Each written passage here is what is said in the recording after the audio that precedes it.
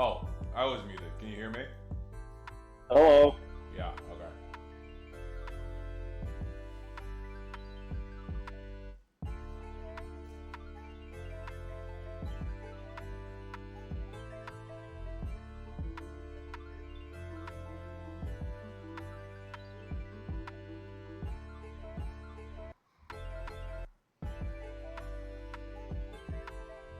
okay.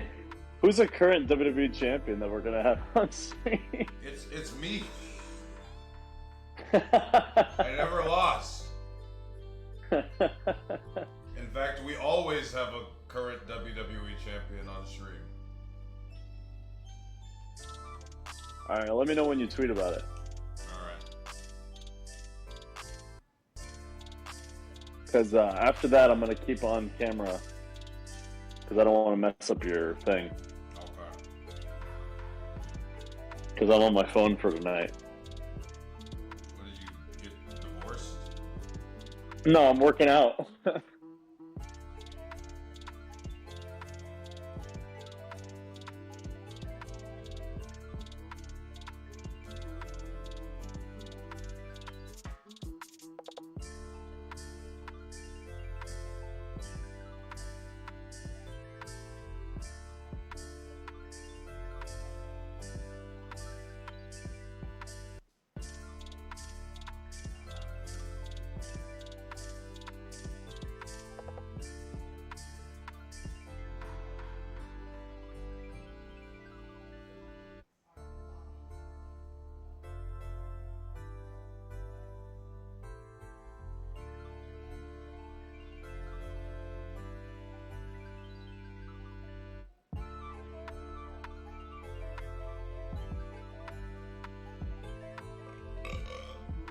I tweeted.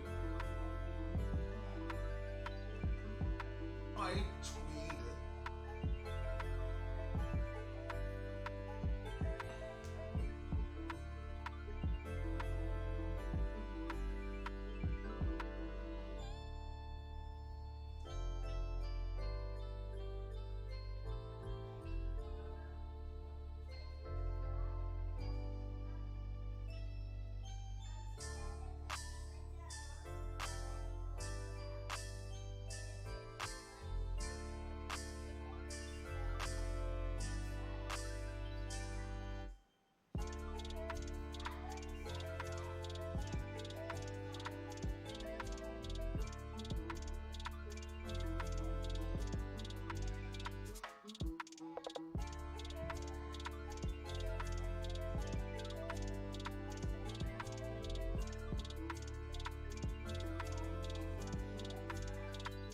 Did you know that you can't put jack off in your stream title?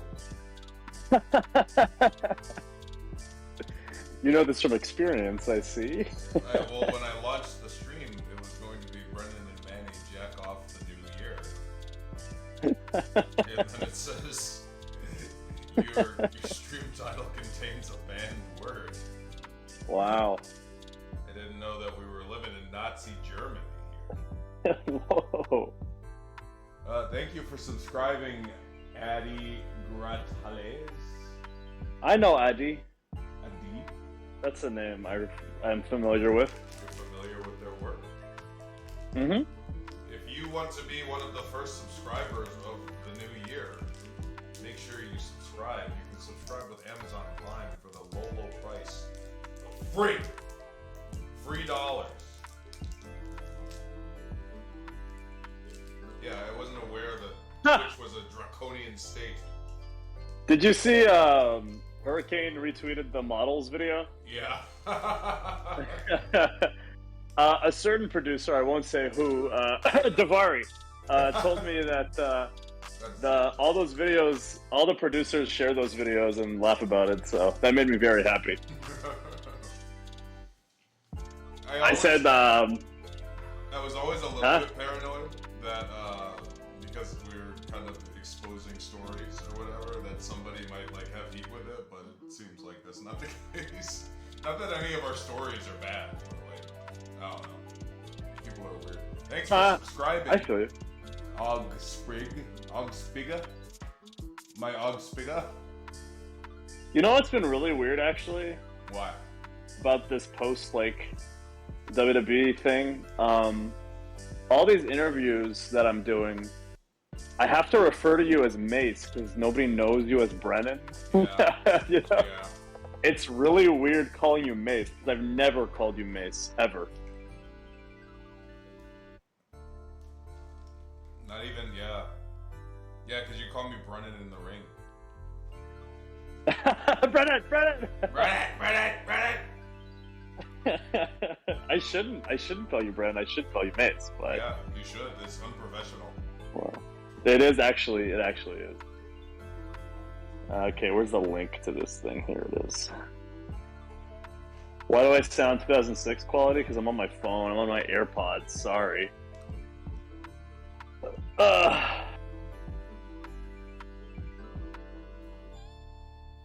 For those who muted the bot. For those who mute the bot!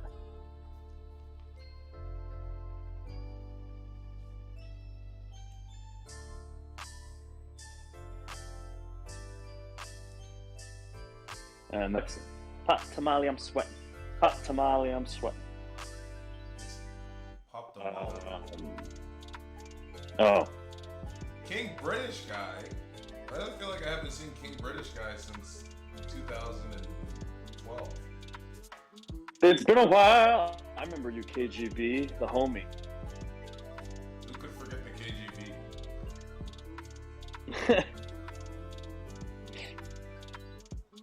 Link, we're live, pal.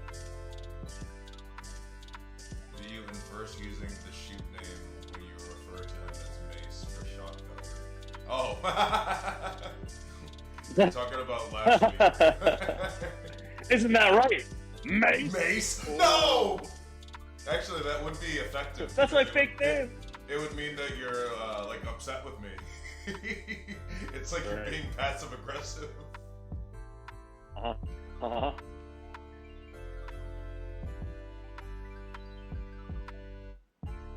Where's your tweet?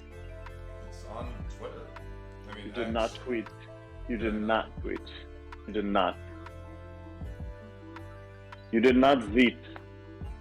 Oh, it didn't go through, but now it went through. You zeeted your last zot.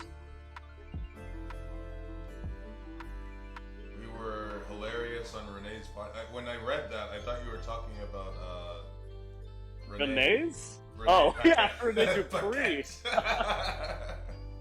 But yeah, I thought we were on oral sessions. Yeah, I thought we had an oral session. I don't think she calls it that anymore, but I wish she did. It was I a wish great she did. name. I want to say I was on. Yeah, it is a great name. People must have given her shit. She's the nicest, by the way, for What those of is you who the- don't know. Renee what is is the- so what- nice. What could possibly, who could have a problem? She's not in WWE anymore. No, because people are like, that's unprofessional. Yeah, blah. I don't know. Shit. Who knows? She was super cool. I met her in Saudi for Super Showdown, the Battle Royal, and she was the nicest person. So I really hope I get to see her again because she was very kind. She was always really cool to me because she too was thrown onto the main commentary team. But all of a sudden, Oh, yeah, that's right.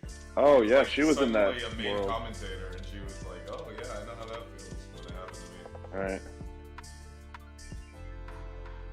All right. All right. All links shared. All right, let me get in here. Chad, I'm not going to be able to see any of your comments, so make sure Brennan sees them. Shout, Brennan! Or Mace, I guess. My Whatever the fuck. name is Mason. My name is Optimus Prime, leader of the Autobots.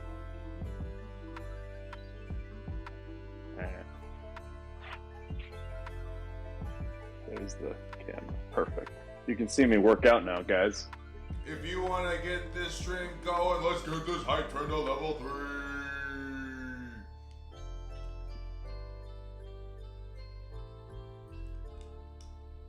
If you Guys, want this we're gonna need to whole get this hype play- train. Oh no, we're raided.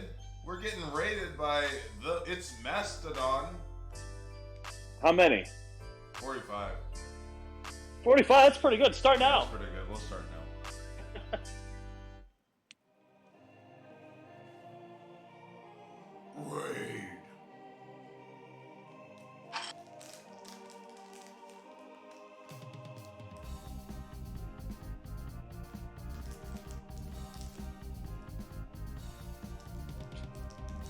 Don't skip. Can't skip.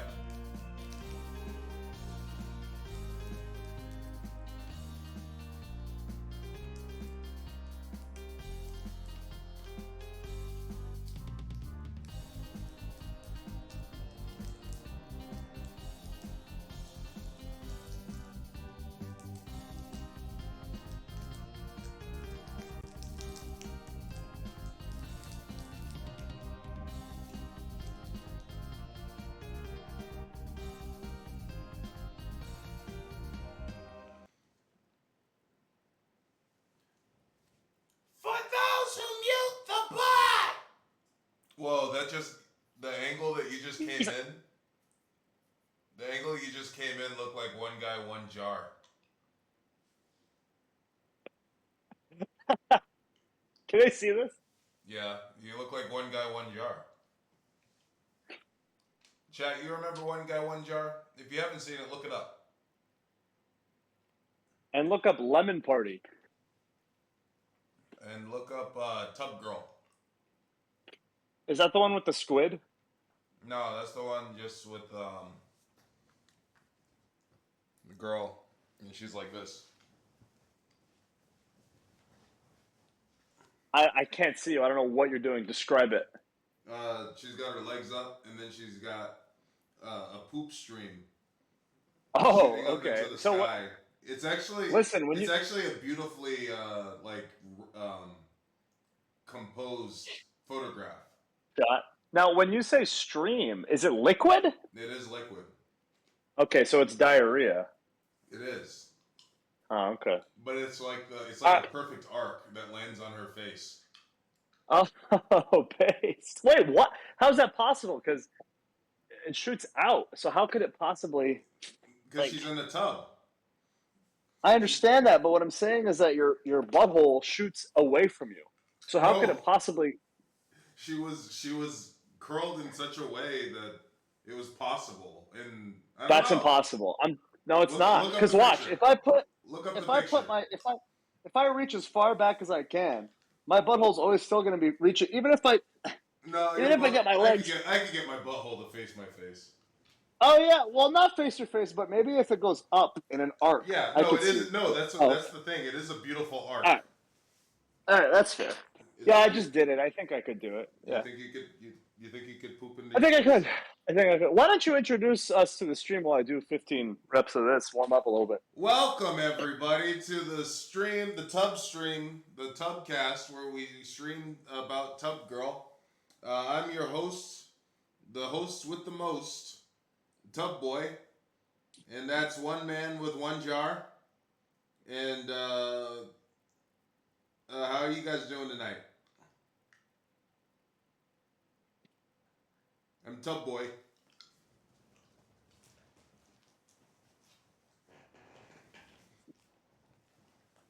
Can you hear me breathing? No, I can't hear you. Is it breathing. awkward? No, it's not. I can't hear you breathing. What's that, like 25 pounds?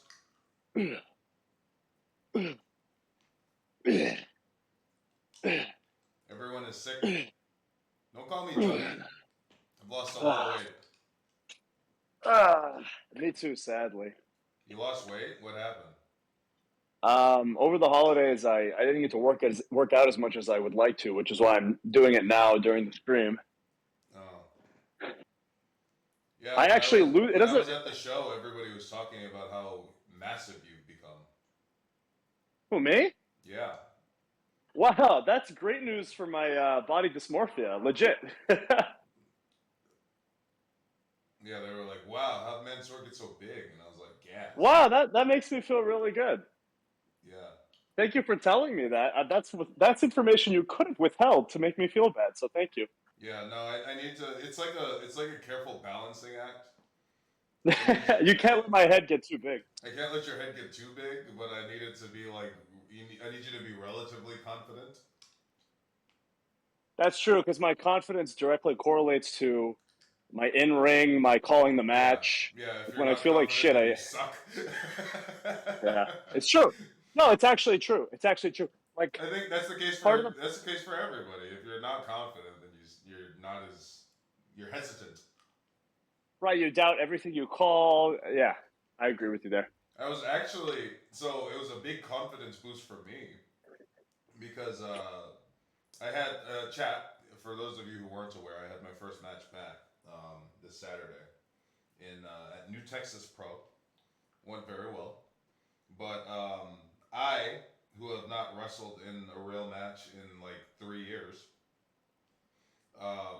was kind of like not confident in the fact that Well, to be fair, it was a multi-man, right? it was multi-man, but it was a Yeah, and multi-man. you're wrestling in another multi-man. So fuck you, Brennan. I have a singles match The in a five, week. no, no, So no, no. The five men is yeah, that's easy. That's easy peasy.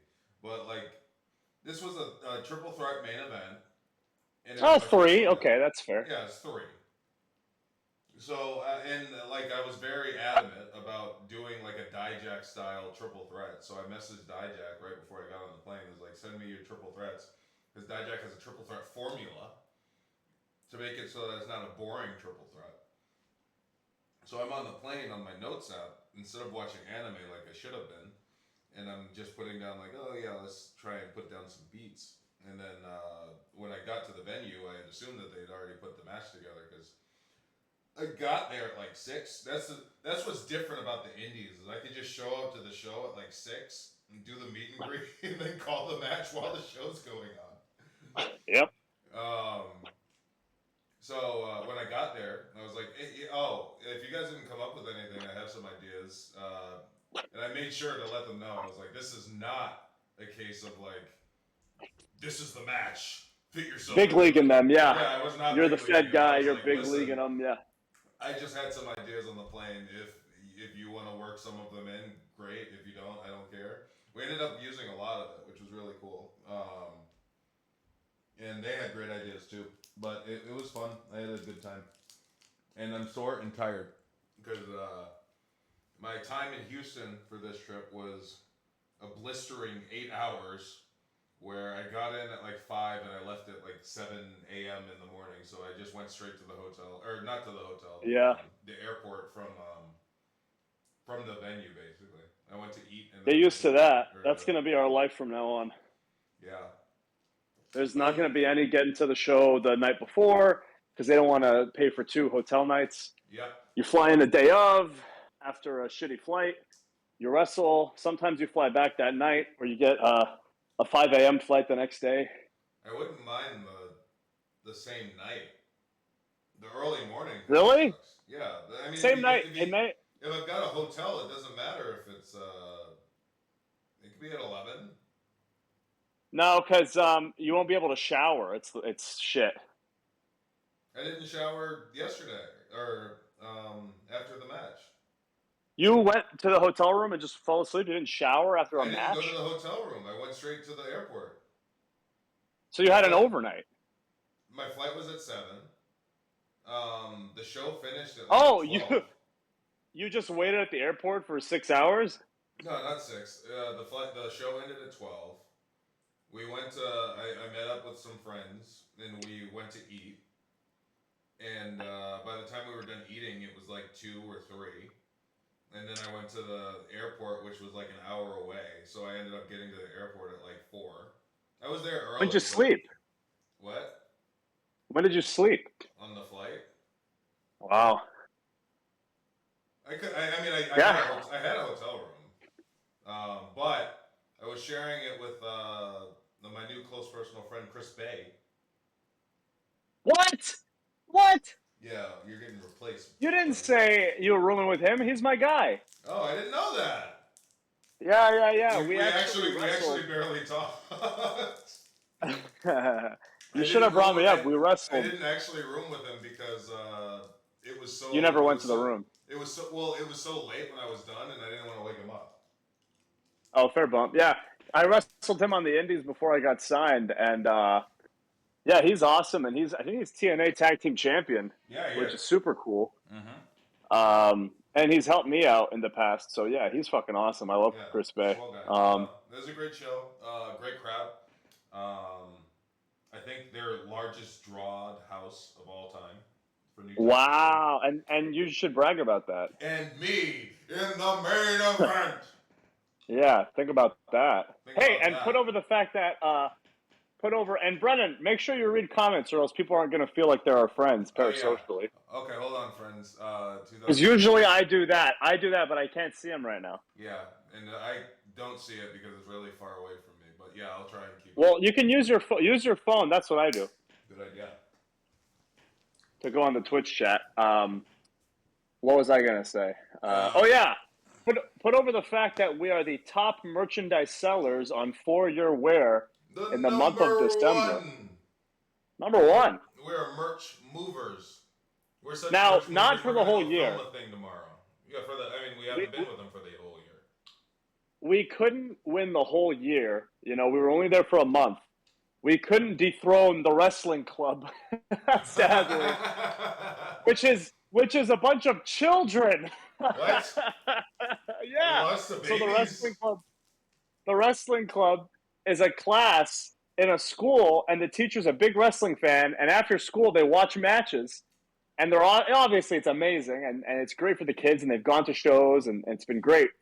But we lost to a bunch of kids. Are you kidding me? I'm right now challenging the wrestling club to a To 40 a on 2 match. handicap match. Yeah. I'm challenging y'all to a match right now. How All old of are you. they? It's How gonna old are be. they? It doesn't matter. They can be 4 years old. I don't care. I'll punt No, them like no, no, no. Snitsky. I'm worried. I'm worried because I can beat up infinite 5-year-olds, but then it gets less as they get older. So like, I can probably only beat up 10, 12-year-olds.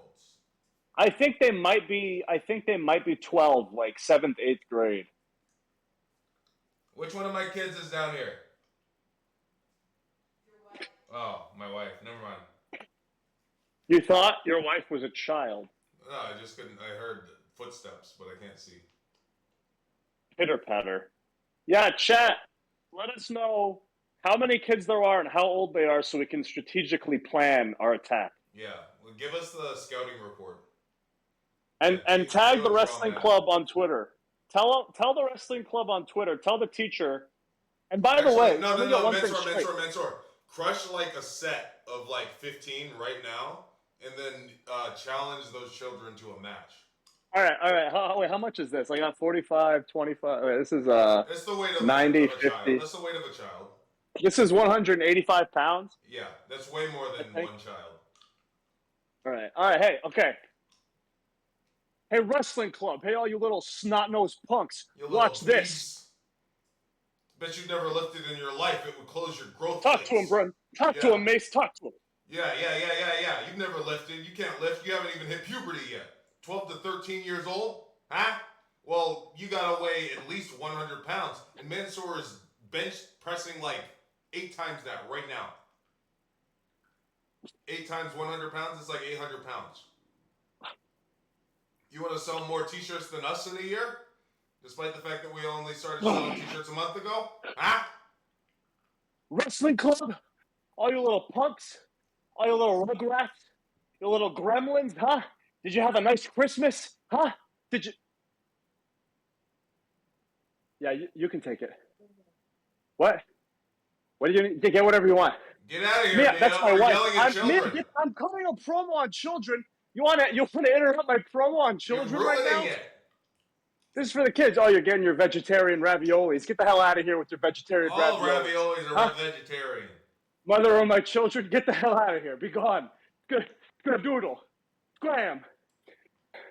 Now I gotta do that set all over again. Oh, no. Damn it. Oh, God. All right, let me catch my breath. Read the chat. Read the chat. Yeah, I'm getting the chat. Now let me pull it up on my phone so I can see. Thank God, you for subscribing, Bold Z. Or Miss Kayfabe gifting a subscriber to Bold Z. Oh, Thank that's you, Miss Kate. Kayfabe. Kate, you're the homie. Yeah, that's the homie.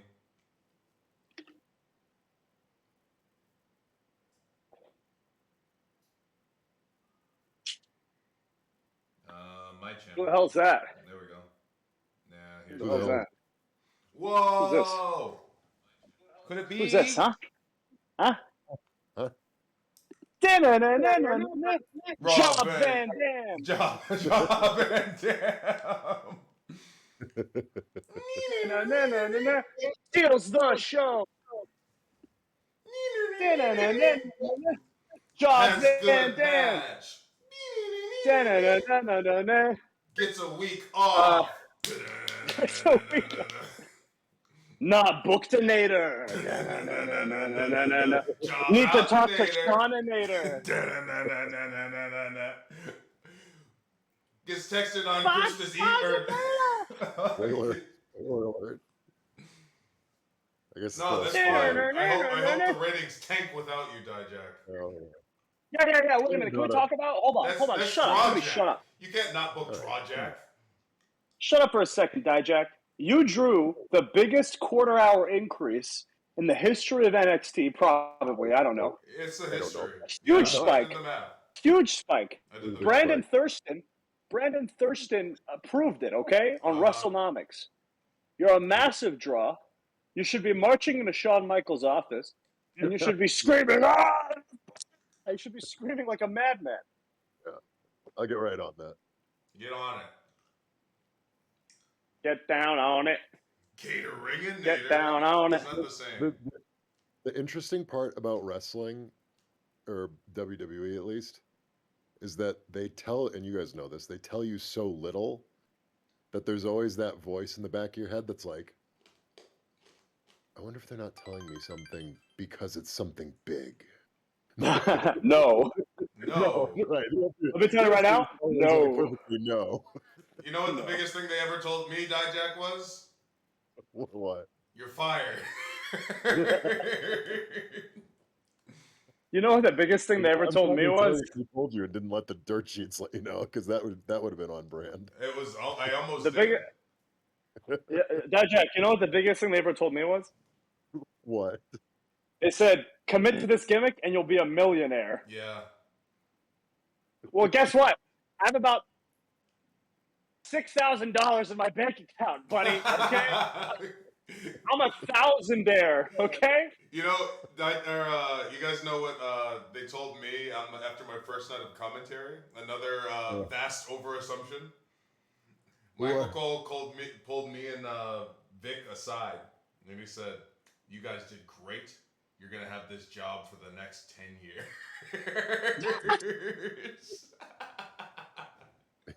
In a shocking turn of events, he has that job.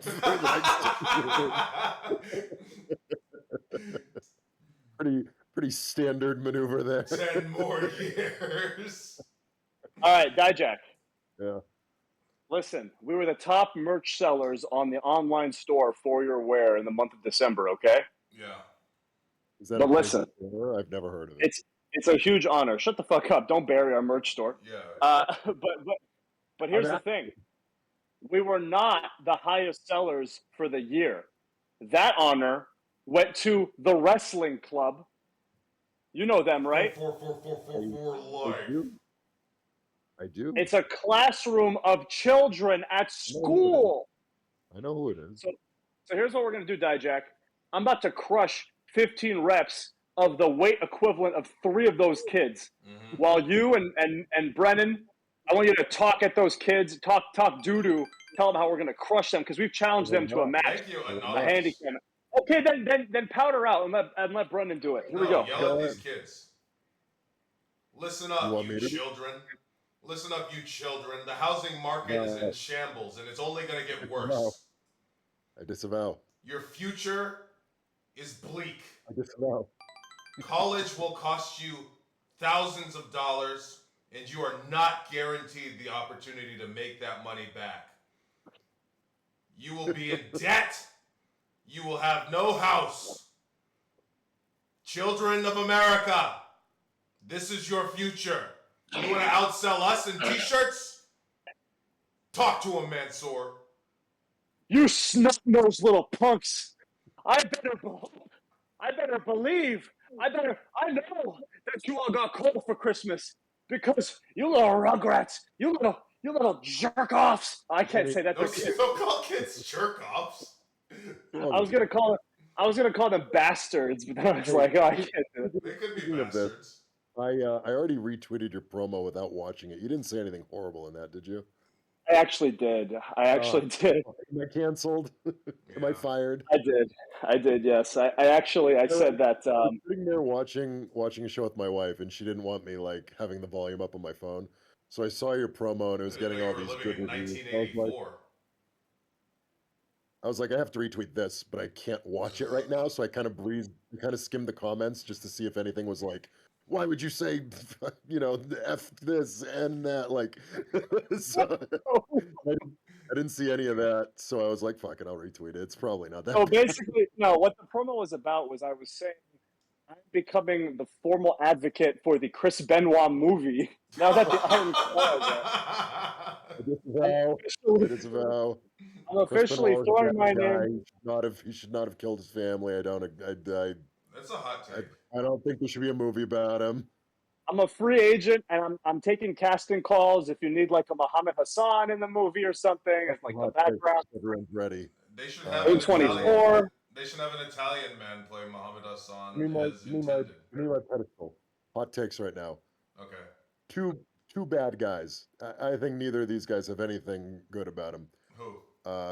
Adolf Hitler, Chris Yeah. Benoit, right at the top of my Wow. list. Don't care for either Bad of those people. guys.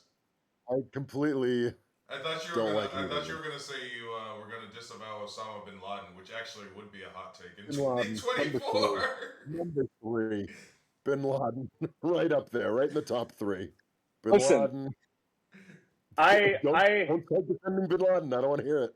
I don't want to. I know. I listen. Hold on. I know we don't like to No, get I'm political. gonna log off if you start. Hold on, this. Dijak. Just wait. I'm not holding on. Can you hold on for a second, please? All right, go. Hold the phone. I know we don't like to talk about politics on the show, and I know that we don't like to take sides and we don't like to alienate anybody. But I have to say, Okay. the more I hear about this Adolf Hitler guy, the less I care for him. Thank you. Thank you. That easily could have gone in a different direction.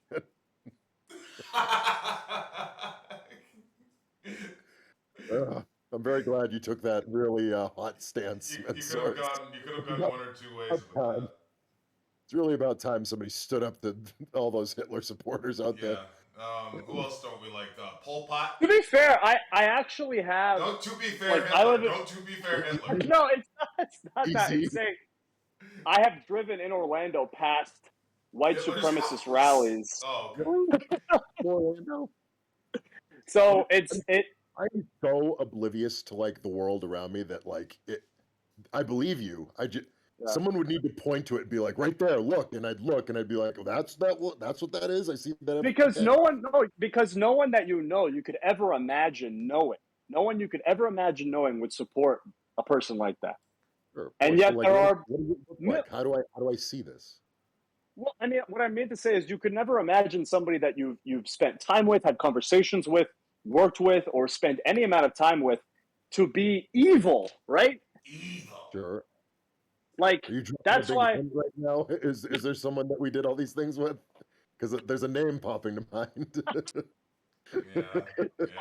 No, what I mean to say is, we go about our lives and we exchange niceties with people, and we don't even know what they hold in the darkness of their hearts. And isn't that, in a way, the scary? I'm definitely picturing this person. Yeah. We're all picturing the same person.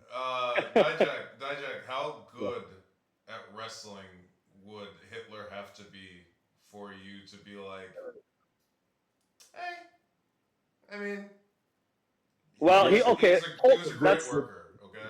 No, because the parallel is already there because I already put Chris Benoit on my top three, and of wrestlers, of people, of human beings, of I horrible disavow.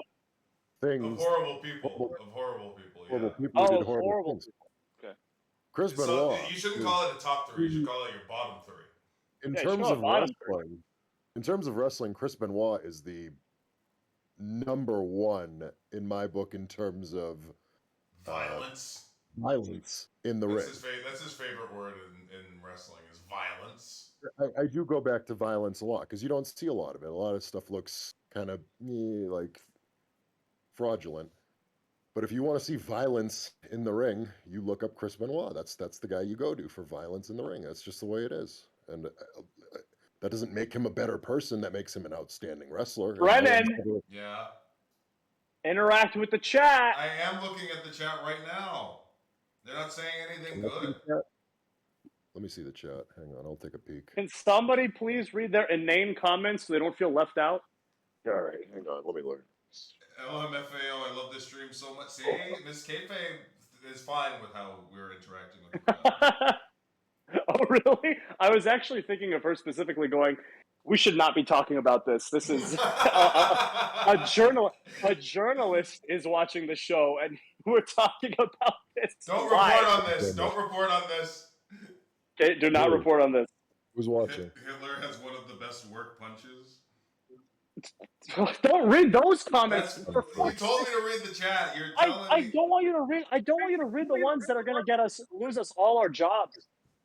We don't have jobs. We have per appearance deals. Dijak ratioed NXT. Dijak, speak on that. What drove you to ratio NXT? The place at which have you considered that might be why you're not booked? I think it's 100% not why I'm not. There's I actually like all the social media guys at NXT like quite a bit. They're all wonderful people that I work well with. That being said, the if you couldn't tell, a lot of the tweets are like scheduled.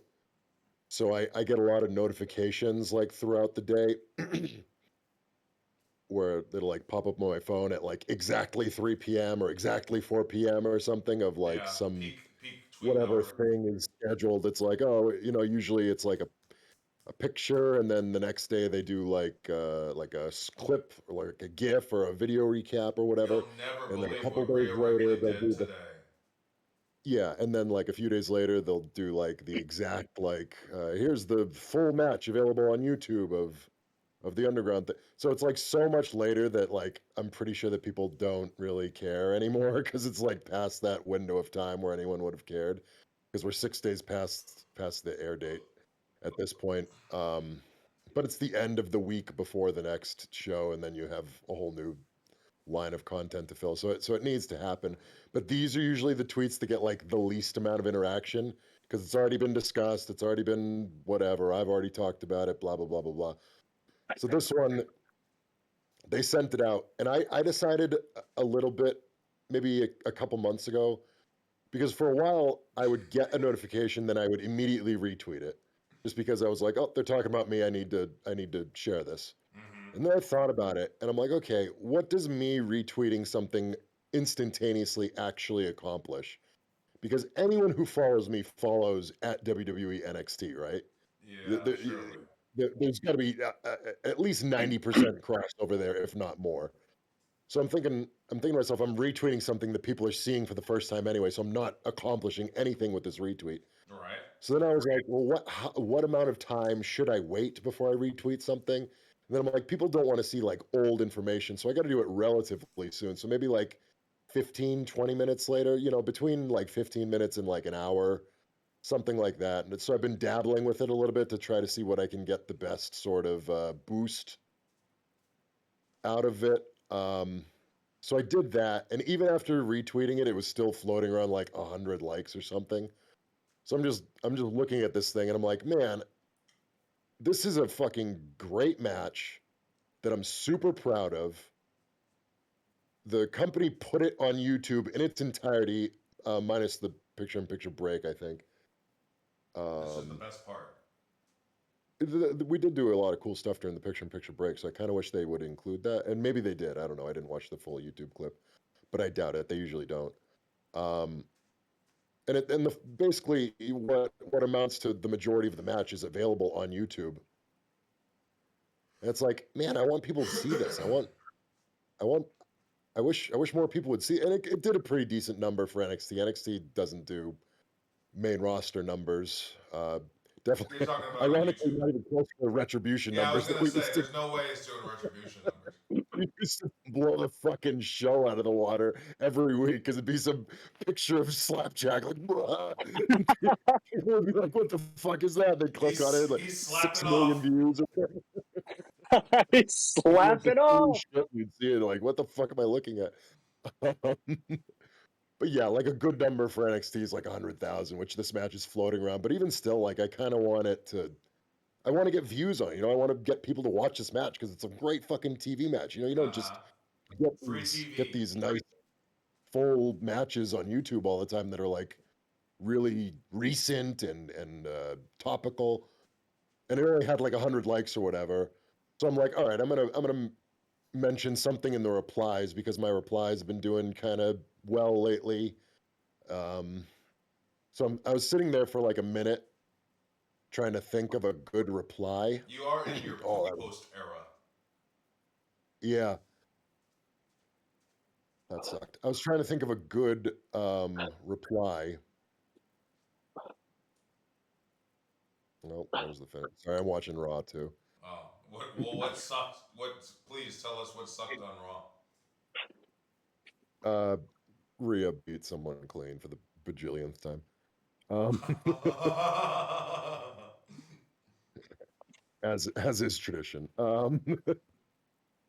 But so I was just sitting there for like a minute or two, trying to think of a good reply, something creative, and I'm like Rolodexing through stuff in my head. I'm like, nothing.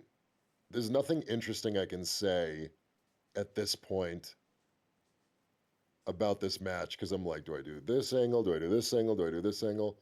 And then I'm like, okay, what do I really want to say here? So I was like, all right, what I really want to say here is I'm trying to ratio the fucking the NXT account. Which because I think unironically might get that match more views because one of the dirt sheets is going to be like, Dijak tries to ratio NXT account. yeah, I mean, that ultimately was my point and my goal. Like the fucking who's that going to offend? The social media guys that I actually like and that like me? Like, no, that's not gonna. It's just gonna get them more views and more whatever. So I was like, fuck, I'm just gonna say what I want, what I feel like saying, because it'll probably do. In my head, I always doubt myself like quite a bit, because I'm like, oh, if I type this and I don't ratio them, that's gonna be so embarrassing. So I sent it. You're a heel. You can lose. Yeah, it's true. Yeah, it's true. I could just one time that happened. It doesn't happen often, but one time I sent it and it did really horrible. And then under that, I was like, this tweet fucking sucked or something. Me and Manny were talking earlier about because he posted his promo today. I remember what it was. It was. I was trying to think of a good burn for Braun Breaker because he and I were teasing a feud. Yeah. So it's like I think his name should be Yawn Maker. And it did like like when you say it, it sounds funny, but when you write it, it's like. Eh.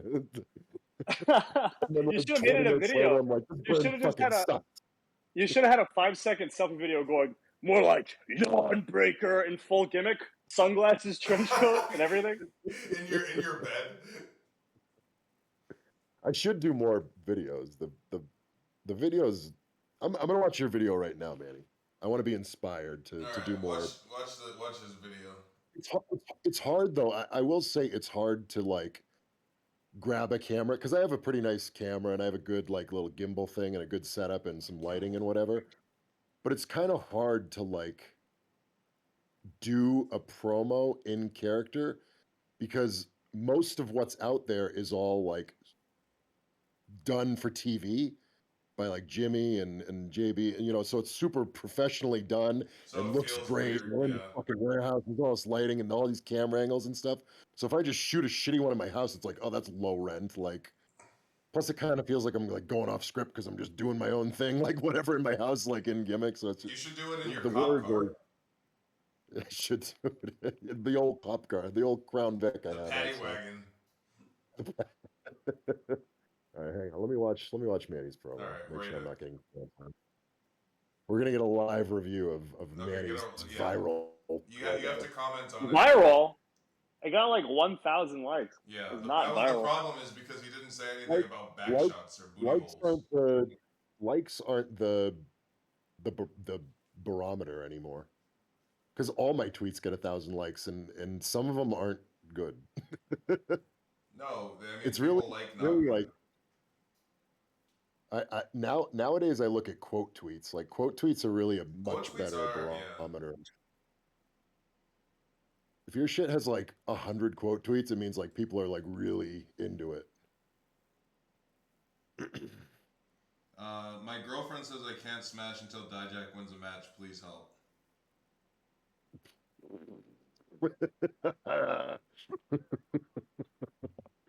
I Uh, I can't help you. that's Sorry. And that's say their Brennan, Brennan, is this What? your first time doing this? You got to say their name so they feel acknowledged Oh, okay. in their lives. Glute Gleason says that.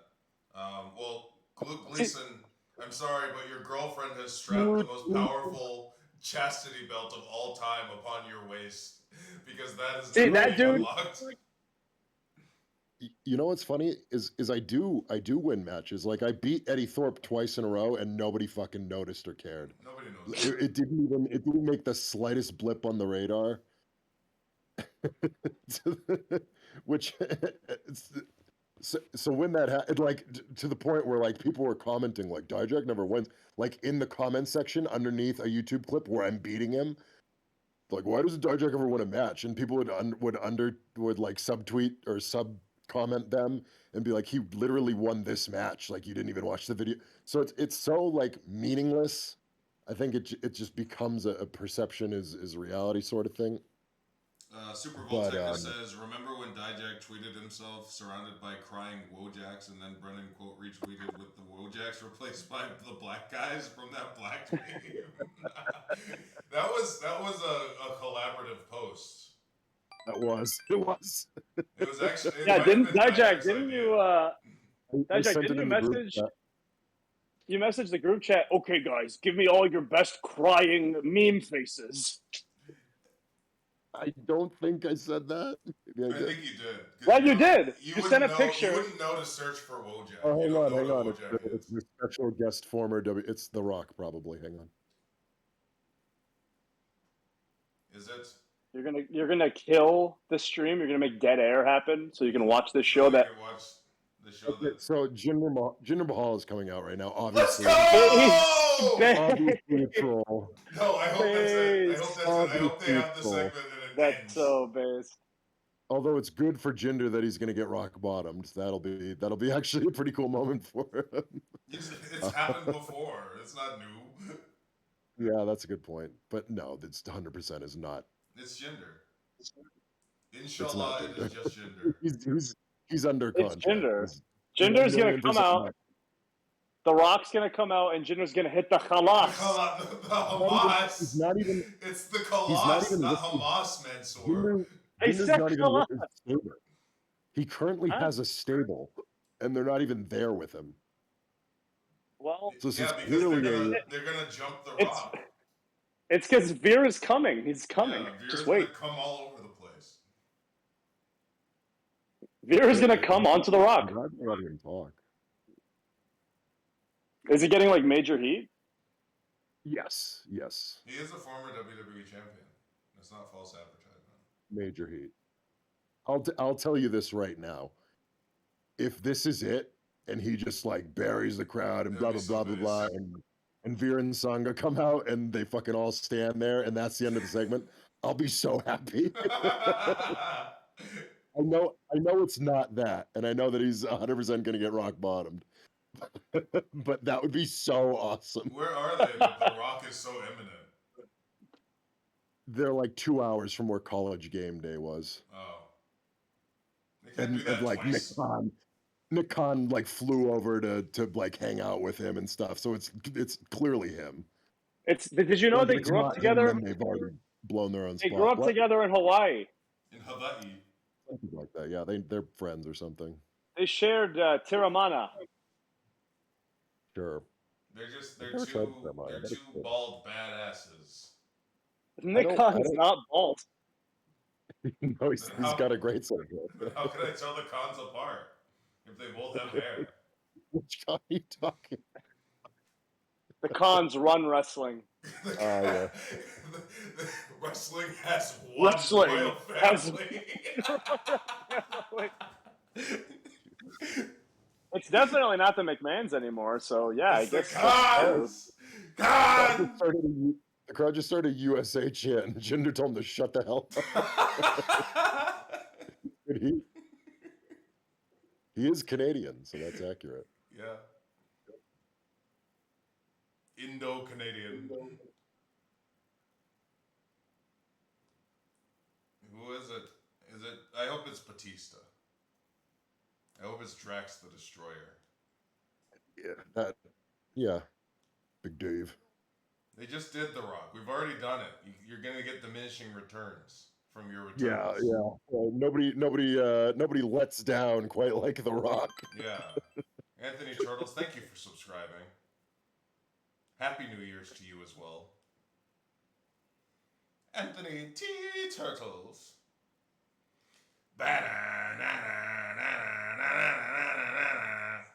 And then they're gonna play his old theme.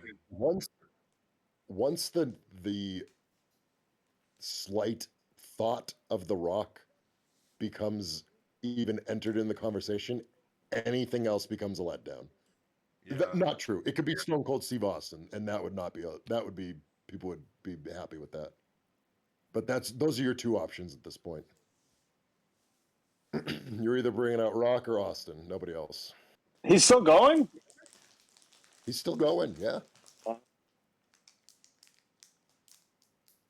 This is a crossover seg, so everyone in the crowd is standing up because Stu's probably getting in position.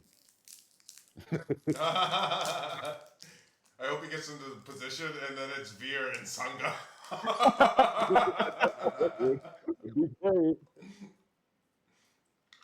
Chat says they hope it's Sid.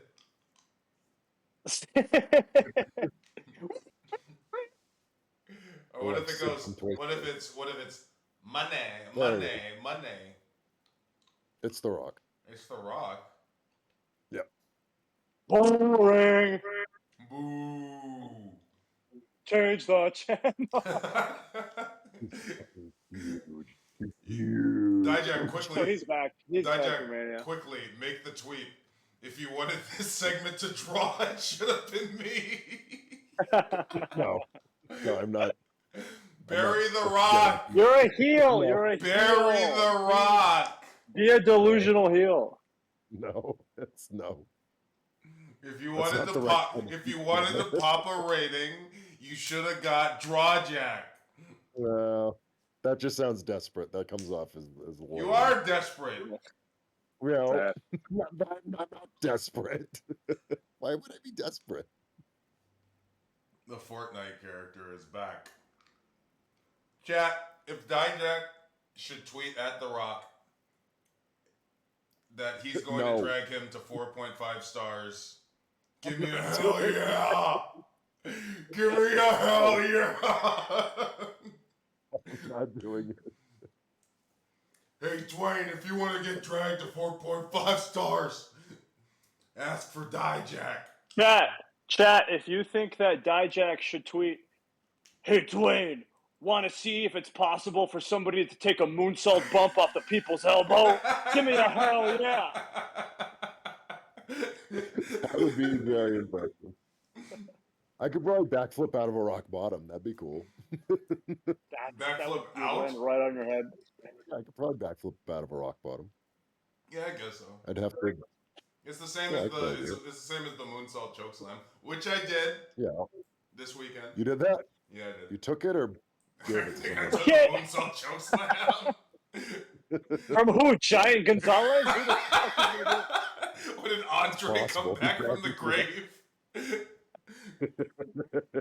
Yeah, the great Khali did a run-in? Yeah, I look like Khali in the little indie ring. That's that's true. All right, Brennan, take 3 of this shit. Take 3 of what? Oh, the Take 3. children? Let's call it these kids. Yeah. How have you only done 2 sets of bench press in this entire? I've done like 5. You're just not paying attention. Are you gaslighting me? All right, here we go. Here we go. Wrestling Club, you see this? This is 205 pounds. This is like 3 of you jabronis, you little rascals. Watch this. Little Mace. rascals. Listen up, you stinky little diaper babies. The future looks bleak for you, okay? The housing market is low and getting lower. Your college tuition will never pay for itself. Your future is a dark abyss. You will amount to less than your parents. Talk to him, Mansoor. Well, okay, I could have done more, but then Mace threw it to me. You Yeah. little rugrats. You little jabronis. You You little little bastards. munchkins. You gremlins. I want you to listen to me. I don't want you to listen to me good. I know that you little suckers got coal in your stockings because you've been bad kids. And me and Mace, we're gonna show you Santa's justice when we bring you in the ring and we destroy you. And that's for being the highest selling merchandise sellers in all of foryourwear.com. You think you could outdraw us? You think you could outdraw MXM? I don't think so. We're gonna punt you little munchkins like Snitsky did to that baby. We're gonna destroy you like John Cena and Randy Orton beat the whole Raw roster because we're taking you on in a handicap match. And all the money you made off that merchandise, it's gonna be ours because we're putting it on the line. Put all the money on the line. 2024, we're gonna outsell you children. We're going to outsell you children because in 2024, you'll be a year older and a year less cute, so it's over for you. You'll be a Hagrid 15 years old and nobody's going to want to buy anything. Oh, you're all going to get pimples. Pimple face gates.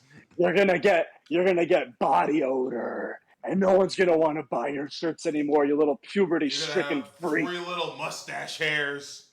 Oh, your disgusting little facial hairs are going to start coming out. Oh, and nobody's going to want to wear anything with your gross faces on it. Clip that and send it to the children. Send that to the children, please. 2024 is the year of the adult.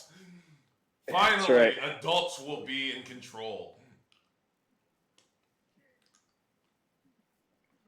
Can we not make this a Raw watch-along stream, please? It's The Rock, okay? I like listening to the greatest promo of all time. Forgive me. Okay. You can wait 4 days and listen to The Rock on SmackDown, okay? You don't need to hear. I don't watch his back. Thank you. What's he saying? He's, Gender. Gender, you jabroni. Is he saying, Gender, the only khalas there's going to be is when I shove my boot up your khalas hole. You see how easy? Do you see how easy it is? Do you see how easy it is? So do it. So do it. There's already someone doing it. Is he gonna say, let me talk to you? Did he teach you nothing? Have you learned nothing? You were literally in his fucking shadow. You were right next to him. He's the top guy in the fucking company. Just do it. Go ratio The Rock, Dijak. Yeah, comment on the tweet that says, The Rock is here! Let me see. And just comment ratio. Ratio. If you do that, you might do it. The ratio. No way. Try. That tweet's Just gonna get like 68,000 likes. Just try. Dijak, please comment on that tweet. An embarrassing L. I'm gonna get like 500 I don't likes. care. But imagine the victory. I can't take another L.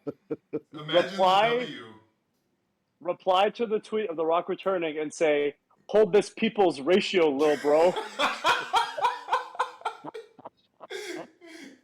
You might get ironic likes.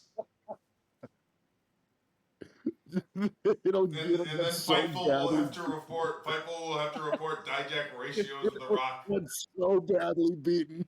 No, I'm not doing it. You're not gonna pressure me. You're a coward. I can't take that level of L. Chat, make Dijak do it right now. Chat, if you want Dijak to say, hold this people's ratio low, bro, give me a hell yeah. This people's ratio. And you have to add lil bro. Lil bro. They're saying hell yeah, Dijak. You got to do it. Sometimes The Rock replies when wrestlers try to, like Grayson Oh Waller just tweeted no! at him. The Rock is going to reply to you. "You That's little going to be bitch." God disastrous forbid, for oh. your career. God forbid, Dijak, that The Rock replies to your tweet. Oh my god, yeah, that'd be amazing. But like also, like Grayson Waller's like vanished from TV since that happened, so I'm not sure that's. Origins donated 100 bits. Please, Dijak. I'll put you over in the shorts. Sim Origins is gonna put you over wearing shorts, Dijak. You need to tweet this. Low growing The Rock is so based. Hell yeah, hell yeah. Big League The Rock. No, every one of the people in this chat, every one of the people in this chat is gonna retweet and like it, dude. Yeah. That's huge for you. That'll get me 1 million of the way there. Yeah. He's literally the #1 Instagram on Earth. I'm not defeating that fan base. And we're the #1 pro wrestling related stream happening right now, except for maybe Santi Zap, maybe number 2 actually. Number 2. Who's #1? Santi. Oh, Santi. Yeah, he's got a good watch along.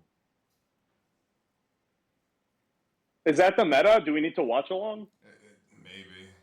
Would you rather die though? I would do it, but I don't have cable, so I guess we'd have to use. We could use volleyballs. He called him the day one douchebag. Which well, listen, you gotta give him credit. That's very chantable. The crowd, of course, is screaming day one douchebag right now, like loudly. This we should be taking notes. We should not be mocking. We should be taking notes. I'm not mocking. He knows his audience very well. It's more making me just look at the audience and be like, I just we knew what who the audience was. I don't know. I just feel maybe some culture would.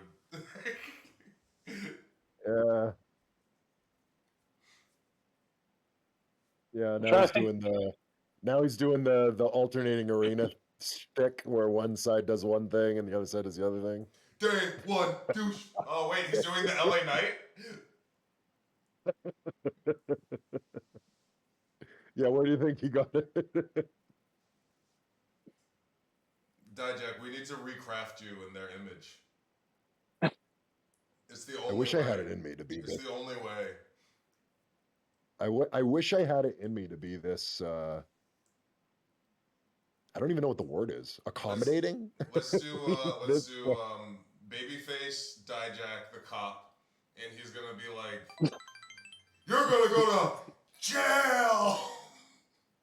You're gonna go to jail." No. See, Brennan, you don't get it. You don't get it. Is that too much? You're already over complicating it. All right, I want everybody on this side of the ring to say, "Go to," and then the other side, "Jail." Go to jail. Go to jail. Go to jail. Oh no! I'm sorry. What am I thinking? This is the American crowds we're talking about. I want one side of the crowd to say. I want one side of the crowd to say "drop the," and the other crowd's gonna say "soap," and we're all gonna say "drop the soap." That's what The Rock would say if his gimmick was he was a cop. You need to think about it like that. I'm convinced of this. Everything else aside, the real key to all of this is to get someone to give you a microphone and say, "Go say whatever you want for 15 minutes." That's all. CM Punk got that. And he was like, "Yes, sir," and he took it and fucking the most over guy in the world. He made millions of dollars. Millions. Yeah, true. I'm trying to think because a cop gimmick. Yeah, cop is Ook is trademarked. Right now. Yeah, I don't know if a cop. Unless you're like a bad cop. But like, yeah. Maybe you could be one of those cops that like you're gonna arrest the dealer, but then you say, "Well, slip me a little bit, and I'll let you go." Like you're a cool cop. Yeah, you know? you're cool. No, that's worse. That's like abusing your position. No, that's kind of based. Like no, like a corrupt, like the bad lieutenant, like a cop who, not one of those cops that doesn't play by the rules, because now those are like fascist. But I'm talking about like cops who they'll only arrest the guys who really deserve it. You know what I mean? Like you're not gonna arrest Oh, somebody so for an ounce of you should be weed. Batman. Yeah, you should be Batman, You should be Batman. a vigilante. You already say justice. Who are you talking to? You. We're trying Are you to asking me to craft. do? I'm trying to. You're too complicated. What makes you think I get a say in any of it? What your experience in WWE to believe that we have some sort of creative input? I just assume that one day you're gonna get pulled into Hunter's office and he's gonna be like, "You want to stop being Max Dupree?" And then you can just do whatever you want.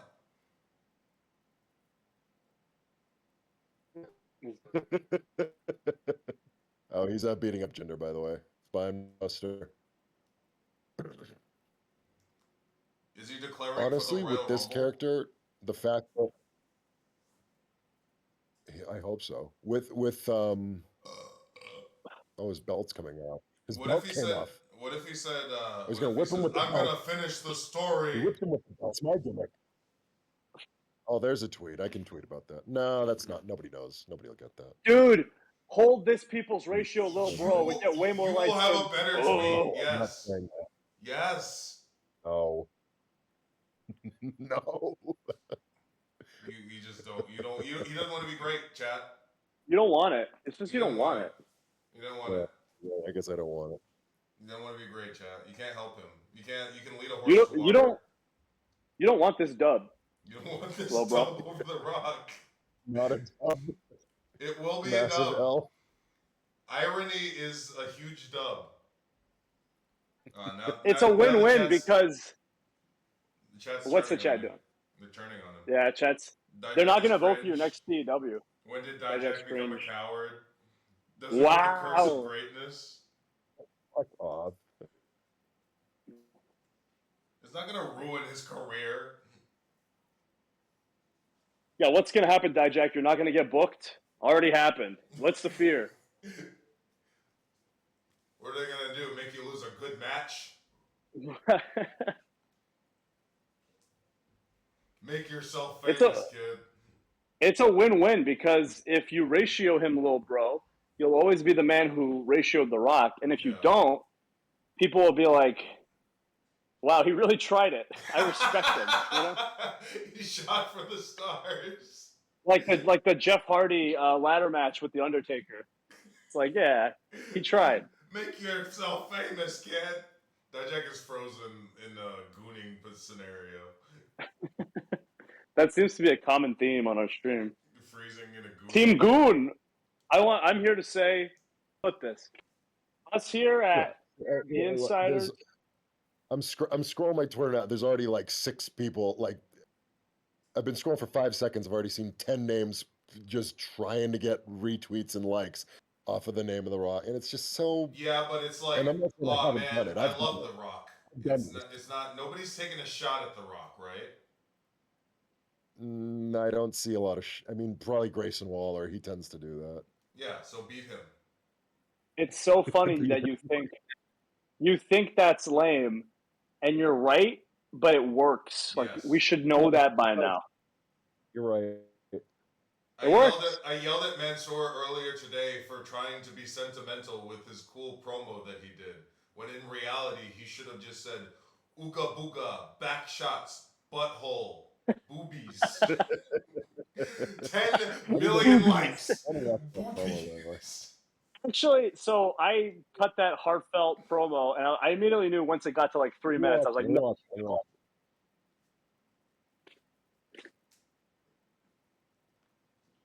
Let me watch it.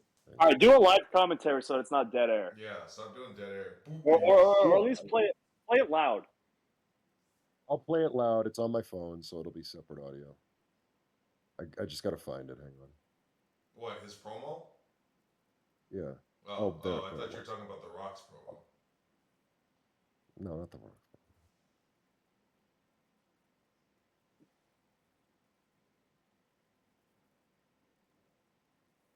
Wait, hang on a second. Well, I didn't hear it, but apparently he strongly teased him and Roman. He said he's gonna finish the story. I'm gonna finish the story. Did he? I didn't. No, why would I know? Time to watch the real promo. That's right. King. Take notes, Dwayne. Take notes, Dwayne. You want to get 1,000 likes on Twitter, Dwayne? Watch this.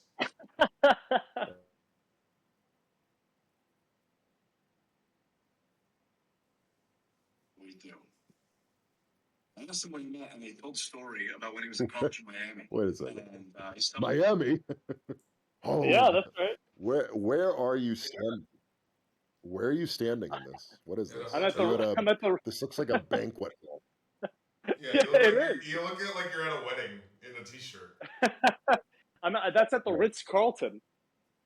You're really down to earth. You're really trying to relate to the common man. Why at the Ritz-Carlton? Because I was having dinner with his mom, probably. That's what. With my family. Yeah.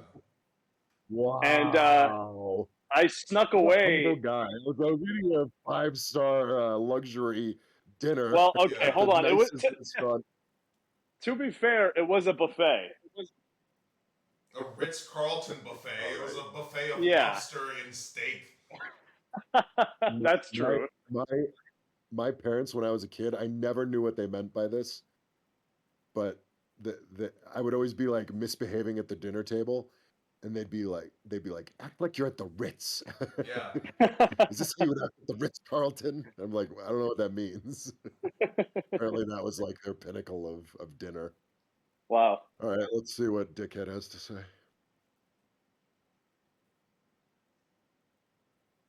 From Saudi Arabia, we had the jean boots with the curled toes, the whole 9 yards. They came out and made mean faces, and everybody booed, and he got his ass kicked. And I actually found him after the show, and I asked him, he's like, "What are you doing? I mean, why are you making our people look bad?" And the wrestler looked at him and he said, "Our people? Wait, I'm Italian. I'm from Pensacola." And for a long time, that's what my dad thought professional wrestling was. Until 4 decades later, when his son had the match of his life against Claudio Castagnoli in front of 60,000 people in his hometown. Oh, is this like meaningful?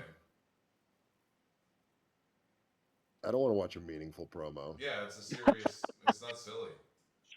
It's a 3-minute long, not silly promo.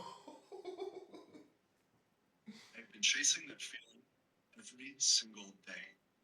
That is all I want out of this thing, to make people understand not just the concept of professional wrestling, but who I am. Because how many bicep curls did you do before this promo, Manny? I did a few push-ups, okay?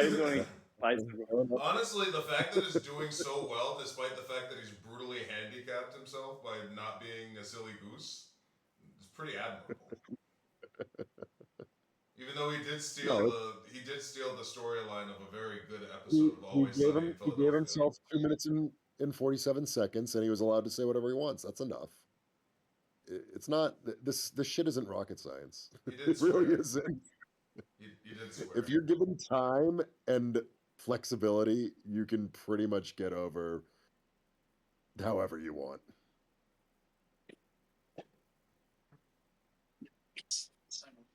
So allow me to introduce myself. My name is Mansoor Abdulaziz. What the fuck was all that? That's all your full name? That's my full name, yes. He's really trying to relate to the small town American crowd that he's going to be working in front of. How many Al-Azizes are in your name? So my dad's name is Abdulaziz, my grandpa's is Muhammad, and my great-grandpa is Abdulaziz. So you have to say Abdulaziz 3 times? Yeah, twice, 2. Yes, that's my full name. God, what about his grandfather? He just gets thrown away. He's screwed. We that's where we draw the line, okay? Oh, excuse me. Mansoor is gonna have his first match in Kentucky in front of 100 Kentuckians, and they're gonna be like, "Wow, that guy from the Ritz-Carlton, Mansoor Abdulaziz, Muhammad Abdulaziz Al-Shehail, that's our guy. You're making me fuck up my sets. Let's go, Mansoor. Let's go, Mansoor. Abdulaziz and Muhammad Abdulaziz. Let's Al-Shehail. go, Mansoor. Abdulaziz, Muhammad Abdulaziz. The war in the Middle East will end because this Arab boy in this Ritz Carlton. It's I'm the dual gonna- chant. The other side goes, Mansoor, Abdul, Aziz, Muhammad. All right. It's a million. I want everybody on this side to say Mansoor Abdulaziz Muhammad, and then everybody on this side say Abdulaziz Al-Shehail. It sounds like an Italian With- song. With everybody saying Mansoor Abdulaziz Muhammad Abdulaziz Al-Shehail. That's what you can do before your people's elbow. You hit the ropes and you just stop for 5 minutes. Mansoor, Abdul, Aziz, Muhammad, Abdul, Aziz, Muhammad. Al-Shehail. Ooh. It's like the friggin' worm. Oh, man. It's like doing the worm. Maybe I'll do that in Saudi Arabia when I wrestle there. How many times are they gonna legitimately though? Like, what is the stat? What is the what's the limit? What's the capacity on how many times you can trot the rock out before it overstays its welcome? I mean, I don't know, but it's. I mean, I guess theoretically you could throw him out there every week, right? And then he'd just be a WWE superstar. Yeah. Because they did that for like 5 years, and he was the most over guy in the company. So Yeah, I don't know what kind of question that was. There's really no limit, is there? Oh, Just bring him out whenever you can, right? of course. Like, what kind of question is that? He's the biggest star in the world. I rescind my question. Stupid question. They changed Shayna's music like ages ago. What's the product? What'd you say? Somebody said, no, they changed Shayna's music. Oh yeah. Did they change it again? Because the new one Maybe. sucked. I wouldn't know if they did, to be honest. It's All not. right, let me finish this.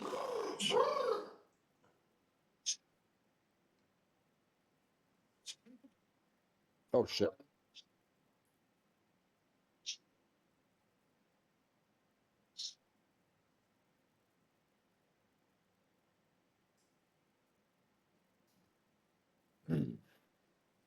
Oh, I'm getting my Invisalign. I'm getting my Invisalign.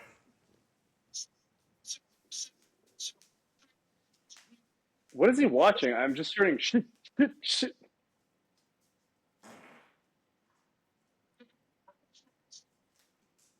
Dijak, what are you watching? Your promo. Oh, that's what I sound like? Ugh. Kind of. What? And the rest is just companies that you're working for? Yeah, Is there anything else? no. Yeah, that's fine. Here's what this was and why it's doing well. Because wrestling fans are fucking stupid, Whoa. and if they associate, this is just the way it is. They associate if you don't do something, that means you're bad, right? Yeah. If you Yeah. don't win, then you must be bad because they have no other barometer. Yeah, they are. There's nothing else telling them otherwise. If you don't win fake belt, then you're bad. Yeah. If you don't win fake match, then you're bad. If you don't cut promo, then you're bad at promo. You didn't cut any promos when you were in WWE, so they all think you're bad at promos. Yes, he did. He called Ali an alcoholic. I don't talk much in WWE outside of my backstage things that they write for me, my in-ring thing that's very short because they like to limit how much I talk. So everybody thinks I'm bad at cutting promos. So when the opportunity is given, I feel like you'd benefit from a manager. right, the same thing I've been hearing for fucking 10 years. And then every time I get like 1 minute, and they're like, okay, social media promo, you can say whatever you want. And I cut a fucking great 45-second promo for social media, and the comments underneath are all, "I didn't know this guy could talk," and they're all just idiots because they've literally never taken the time or thought to look into They're whether. complimenting you. They're saying nice things about you. No, Manny, they're not. They're because the preconceived notion is this guy can't fucking talk. This guy can't wrestle. I promise you that nobody thinks you can wrestle. I guarantee you, nobody thinks either of you can wrestle. Millions of people watch the greatest Saudi Arabia. Doesn't matter. It doesn't Millions matter. of people watch the greatest Saudi Arabian WrestleMania of all time in history, Dijak. It doesn't matter. Shades of your TEW booking. Right? Yeah. Actually, the Saudi shows are kind of just Dijak's TEW booking in a way, aren't they? Kind of. Yeah. Complete with like awful main events that tank the show. Yeah. It's right. So that was actually part of my strategy. I was like, I need to remind people of the one match they liked, even though it was 4 years ago. Yeah, you did have you had the clip of it, and I was like, wow, you look like crap. I did look like crap. That's true. I look much better now, but I haven't had a good match in about 3 years. Like I just said, having a good match doesn't matter. If anyone knows that, it's me. Yeah, that's a good point. You can have all the good matches. You know what would matter if you ratioed The Rock right now. Yeah, ratio the Rock, little bro. Even that wouldn't.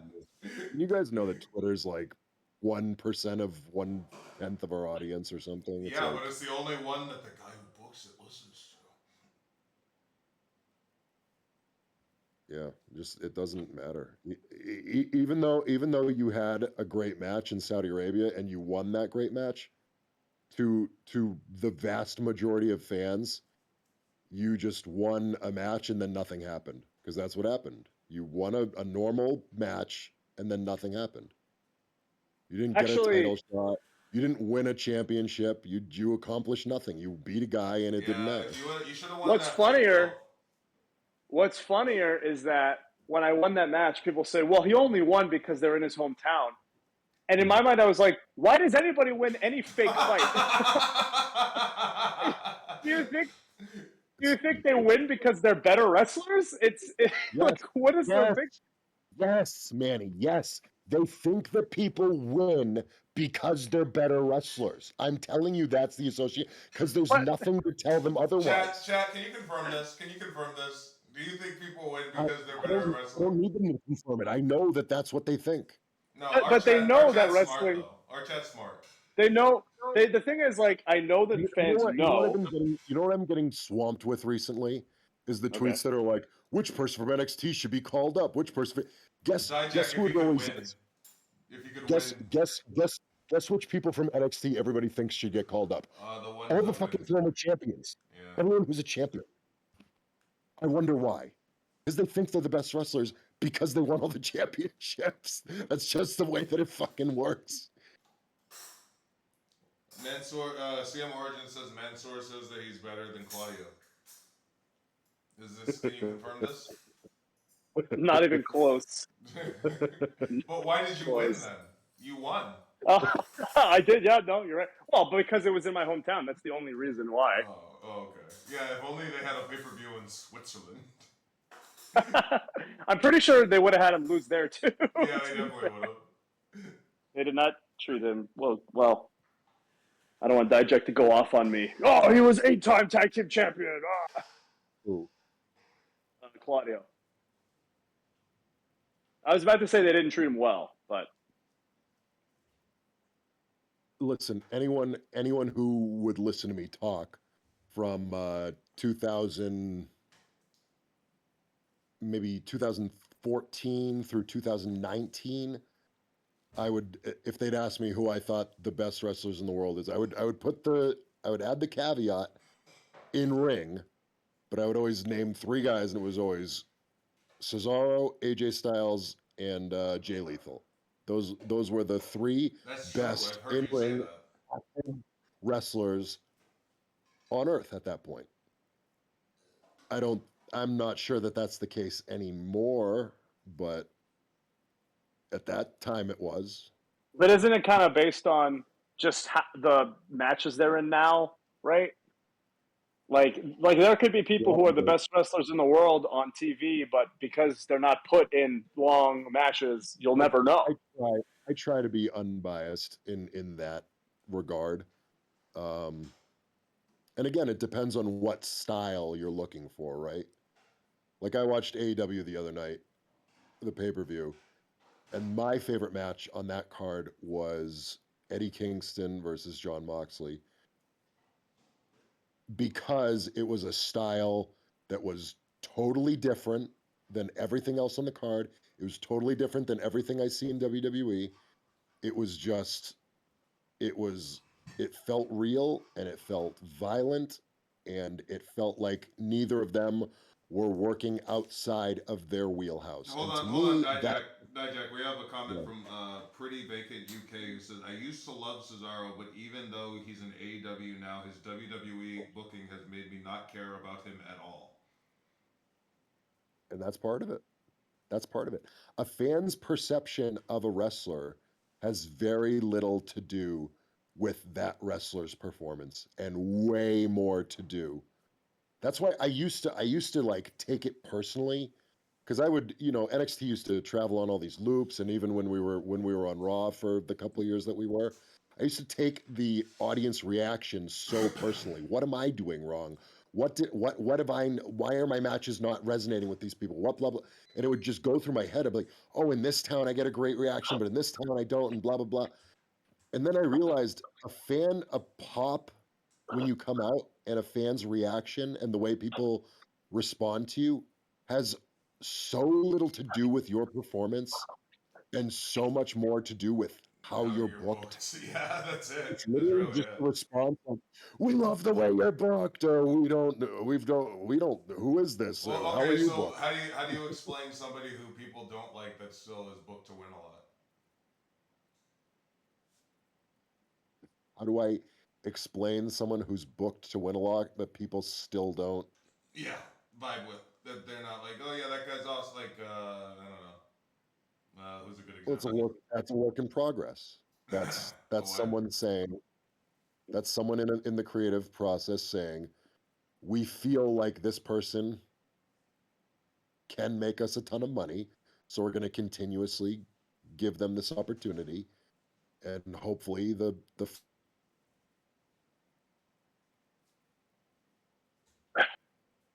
He's gone. He's gone. It's I always over. answer that question by saying they would probably.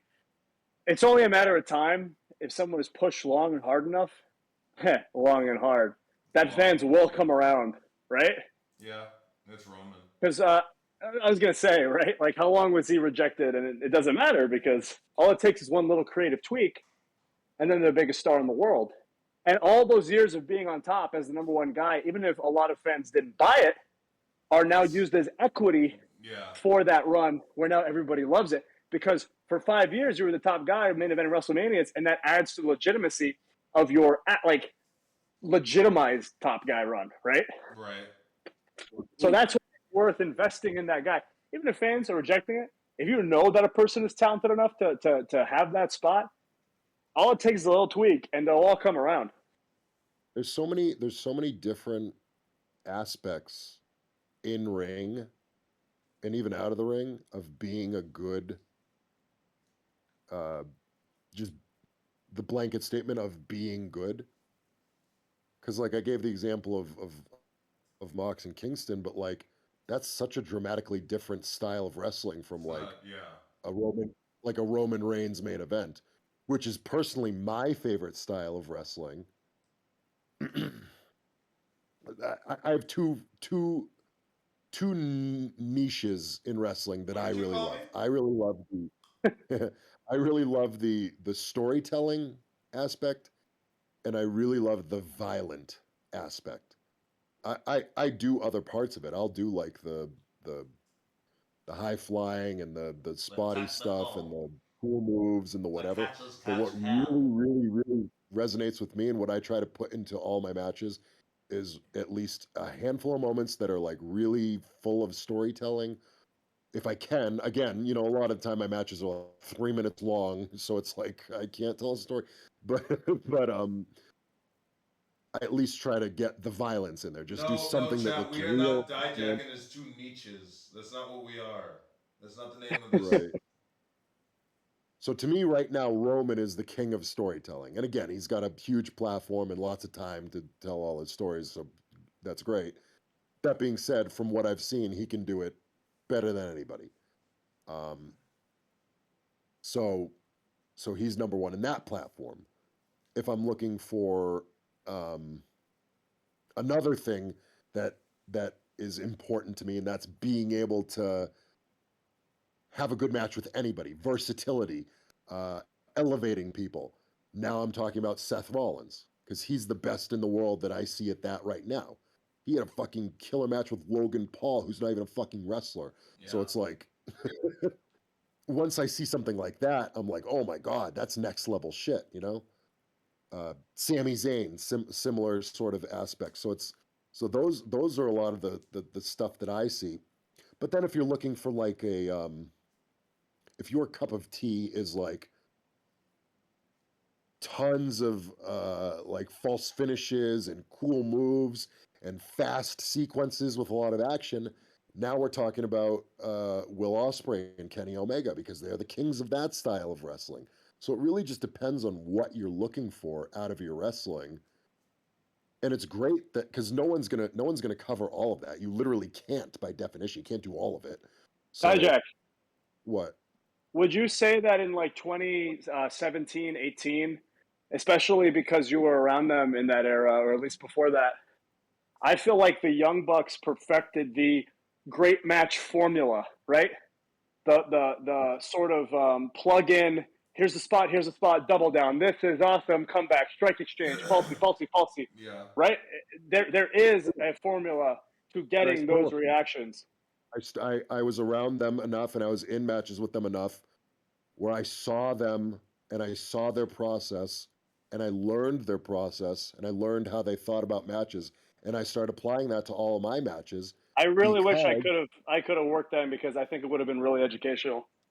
it was extremely educational. They DIJACK. literally yes. before I, I, you I got don't I on. don't I don't want to lose this part of Oh, it go ahead. Go ahead. Go because ahead. they've said this themselves. They took that from the Motor City Machine Guns. So That makes to sense. Ah, me, That makes sense. that is the origin of that variety of wrestling, and I don't want to take that away from them because they're two guys It's that I like really Manny said, they like, and perfected it. yeah, I think they perfected it because like every time I watch the Bucks match, however you feel about them and their style, the crowd, they always had the crowd in the palm of their hand. I knew that they called it all before. But to have the confidence and knowledge to know no matter what crowd they're working, that the crowd's going to come up for this, they're going to chant this for this, we're going to be down for this amount of time because they're going to chant for this amount of time, to me is amazing. I wish I had that kind of, intuitiveness. That's why we just have to. That's what DIJACK. Before you got on, or before you got on, we were always on. We were talking I about feel how like I chat. stole your. Hold on, Brennan. What? Brennan, I feel like chat's gonna say I'm glizzing up the books right now to get a job, but that's how I've always felt. You glizz up everybody. You're a glizzer. You're a Yeah, glizzy I'm a goblin. glizzer. I'm a glizz job. We were talking about how when I found out that I had a triple threat this weekend, I went directly to you and asked you for your triple threat formula because that's what I wanted. Oh yeah, That's what the. I don't think chat or the audience really realizes there is an exact number. Like there is a do this, this, and this, and then get this chant, and then do this, this, and this, and then you'll get this chant, or you'll get this response, or you'll get. It's like it's very specific. Pavlovian. Yeah, It's yeah. Pavlovian. It is very Pavlovian, and maybe because that's it been the is. case for a very long time, maybe it feels a little worse. I don't know. Maybe do you think there's diminishing returns, or do you think maybe people are getting I more do. keen to it? No, I no, do. no, and I'll tell you why. The diminishing returns only come from someone with enough experience to know that they're watching Block. something that's based on a playbook, right? Yeah, I feel you with that. Yeah, because And I the watch only way- matches where I hear the crowd chant, "This is awesome," and I'm like, "No, it's not. You guys are just Yeah, reacting to yeah. 1, 2, Right. oh, boom, counter out the back, duck 2, big move, boom, 1, 2, oh, there's been 3 falsies. That means we have to chant, "This is awesome." Here's what I'll But say. to the layman, it's a great match, right? Yeah. So that sort of style, let's say 10 years ago, used to be far more unique. And that's why the Bucks were, the lines around the fucking, because they perfected it, like you said, and they were the kings of it. Kenny, same stuff. Osprey, same stuff. Nowadays, a lot of people can do that. A lot of people have kind of figured out. A lot of people meaning a lot of wrestlers. They all kind of have that flow of it, the ups and downs, the kickouts, um, it will always get you a very, very, very positive reaction. It's hard to get yourself in the conversation of that was like the best match of the year unless you have a shitload of time.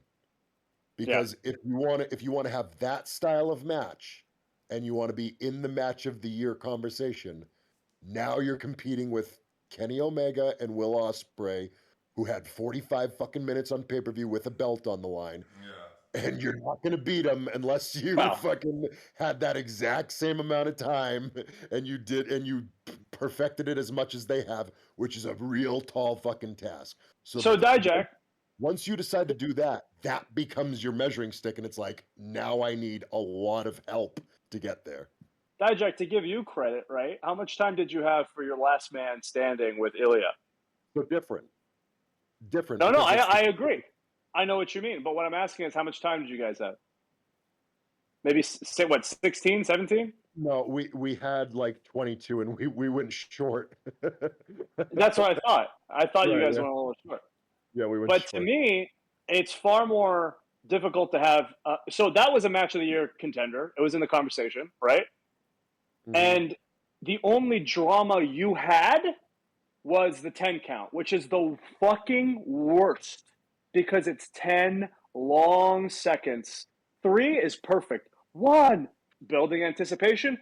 2, the next thing is it's either over or the match continues. 3, oh! But 10 is like 1, 2, 3. And you can only stand up right before 10 from a 9 count so many times before it's like, okay, what are we doing here, right? You're making us wait 10 whole seconds for the match to continue. So why don't you explain to me, because I don't know either, because I've never had that kind of match, and the chat. Match next week. Yeah, what's the philosophy when you want to have a match of your contender with a stipulation where you can't depend on that kind of psychology? So, This I is used why to we dread. got diJACK for the stream, by the way, chat, because I'm really tired and Manny's working out, but diJACK is I a u- I yapper, used and we to- just need to make him talk about wrestling for 20 minutes. And Brennan, read comments too so that they can feel involved, for God's sake. I would like to, but they're like arguing about AEW and WWE, and I like it's honestly making me sad. It's like, I thought we've cultivated something greater. It's just the same poo-poo flinging apes that are Well, on no, Twitter. because I actually, before you answer that, Jack, I actually do want the fans watching us right now, who I assume have watched wrestling for a long time, years, to learn, because these things are not talked about. Like for how much people talk about in shoot interviews and podcasts and interviews, they don't actually talk about these intricacies that like we think about, but only talk about when we call matches. Like there's no in-depth discussion of this shit, when we're having fucking dinner after the show. I know Hero does a podcast or something where I think he gets into stuff like this, but it just you can't consume everything, so I'm sure it's out there by a lot of guys who probably know a lot more than I do. But my general thought process, especially as of late, because I've been kind of entrusted with with a lot of these gimmick style matches that don't have that 3 count near fall luxury, we'll call it. And I used to feel very strongly the same way that you just mentioned, Manny, about like if you take away that part of the drama, then like how do I satiate that? And I'll say this much on television, it's a lot easier because I can use a lot of my a lot of the things at my disposal to kind of facilitate more drama than what should normally be there. You're talking about like moments where, when by television you mean just filmed in general with cameras. Like when you have those moments where you're right in Ilya's face, going, "This is what you wanted," right? The cinematic. Yes, a close up of my face. And I'm not just talking about the Last Man Standing match. I'm including the underground one that I just had because it was a very similar thought process. It was, okay, you took pinfalls away from me. Now I only have submissions. Neither of us are shoot submission style guys. We can both lock a chokehold on or whatever. But how do I make this a compelling match over the course of 15 minutes where I don't have these quick ways to end the match. The drama of the near fall. There's no drama of the near fall. So the best way we could do that was with a series of chokeholds and submissions that kind of. And then toward the end of it, my thought process became, okay, how do I create a scenario that places so much emphasis on these stipulations that the match begins to circle around the drama of what's going to happen next. And that's very much what I did with the last, what we did. Yeah, I was gonna say this is last starting to sound like diJACK is the only one who books his match or does his match. Right. No, it's always a joint collaboration. But once you can, once you can. As somebody who's been in matches that diJACK is called, it's a process of him leaning on the apron, and then you'll like throw something at him, and then he'll like sit there for a second, and he'll envision it Not like a second. it's not a second. Yeah, it's like much like longer. A minute of 90 silence when he freaking Rain Mans the match in his head. He does this. He goes. Sometimes I know. And then he hears the crowd sounds in his head. It's very. Hold on. This is what diJACK does, right? He goes to the match going like this. He goes, "Oh, no, this is awesome. Yeah. Yeah. Boo, yay, boo, yay. Oh, fight forever. Oh," and usually those chants happen. So credit to him. Yeah.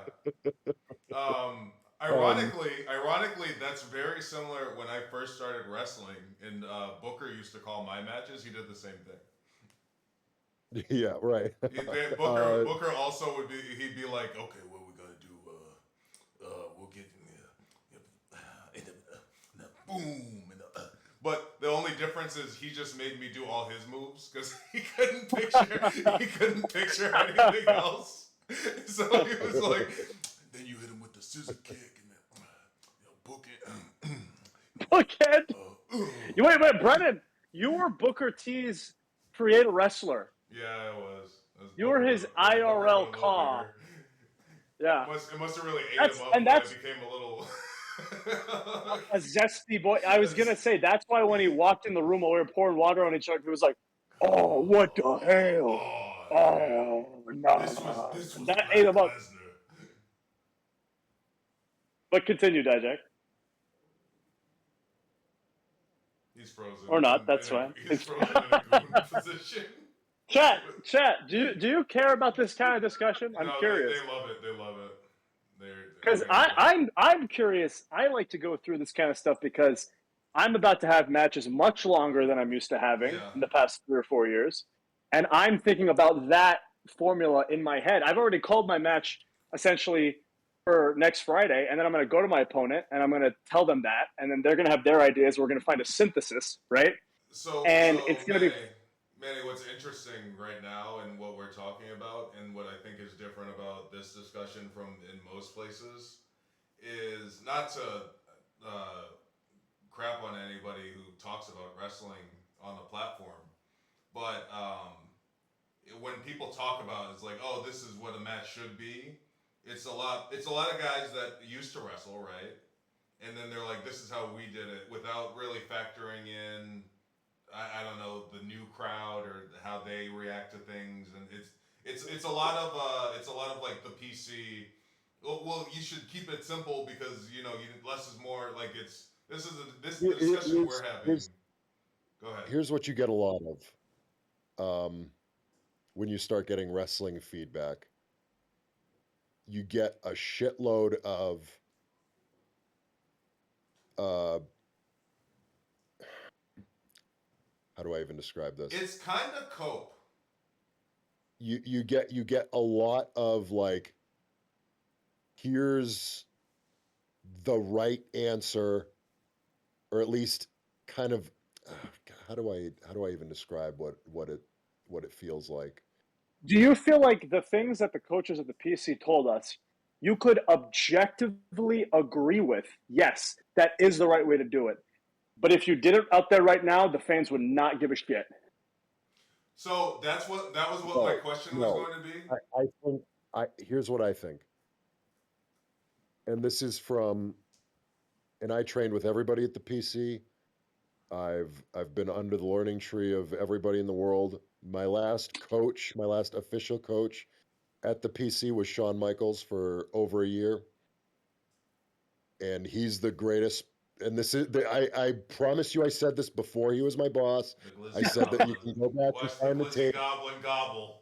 Glizzy. The greatest trainer that I ever trained with was Shawn Michaels, because he understood what nobody else I've ever been around in pro wrestling understands. Or I'll rephrase that. In terms of like training, specifically training, because in pro wrestling training, there's a lot of, here's the right way to do it, that's the wrong way to do it. Here's what Shawn understood at its fundamental core is there is no right or wrong. You can give your opinion on something. You can say, I liked that, I didn't like that, but maybe it worked, maybe it won't work, maybe it'll work at a different crowd, maybe it won't. The only time that things are objectively bad are when they are Not reacting. No, not not even necessarily. not reacting. When they are legitimately business exposing, and Yes. even then in 2023, even then you have to take a step back and say, did this satiate something for the consumer? Like And I've if seen I can interrupt you for a moment, when you say business exposing, I don't think you mean, oh, did they do a spot where shoved the finger up a guy's ass, or they started wrestling in slow motion? You mean That's like always somebody been throws a punch? business. You mean you throw a punch and misses by a mile, and the other guy takes a bump? Yeah, like yeah. Manny in that one botch. Yeah, like me in that one. Yeah. Yeah, I mean, like people. Wow, Who's that? that's Who is it? Shane. Shane? I think it's Shane. From Japan? We don't have a screen for you right now. Could it be? There he is. Shane on the streets of Japan. Hold on, Chad. I'm trying to get him visible. I don't Yes. see him. Where is he? He has very bad service. Oh, Yeah, he's in the streets of Japan. Shane, are you in Shinjuku? Are you in the red light He's district? alive. He's alive, so that's good. Are you in Akihabara? Just put his screen over mine. Yeah, I'm minimize me. Just bump me out.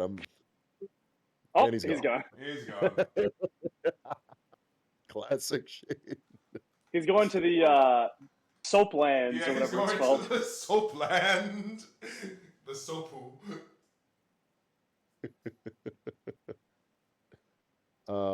What the fuck was I talking about? Yeah, You're talking business about how the only thing meaning that's like- objectively bad. right. Yeah. Yeah, I mean, if the intent of something is to look violent and it looks fake. Exactly. The Right. intent. It's all about intent, right? Because people Right. like to point at comedy wrestling or Like, fantastical wrestling and be like, "Oh, it looks fake," but I can't objectively look at the Chuck E. T. PWG fake grenade shtick. I can't objectively look at that and say, "Oh, that's bad," because that's not bad. That's No. It's something. entertaining to something, yeah.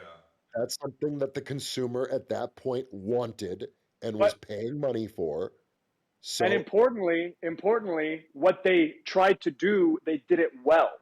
yeah, they did it well, and it was done properly. It was done tongue in cheek.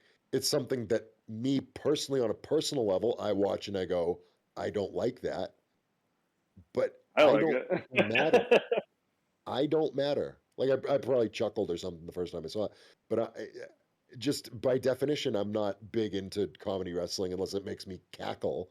Which so like R-Truth makes me cackle, which is why I like him so much. But yeah, a lot of people aren't able to take their own preferences and biases out of the picture. And analysis I machine, think yeah. right, I think that becomes detrimental if you're someone whose responsibility it is to get a trainee in the position to make and draw the most money that they possibly can. In the current state of Because things, not how. there's a ton of people right now who are making a shitload of money and drawing a shitload of money, and they're not my personal cup of tea. And that's okay. That's a good thing, and that should be recognized and applauded and taught.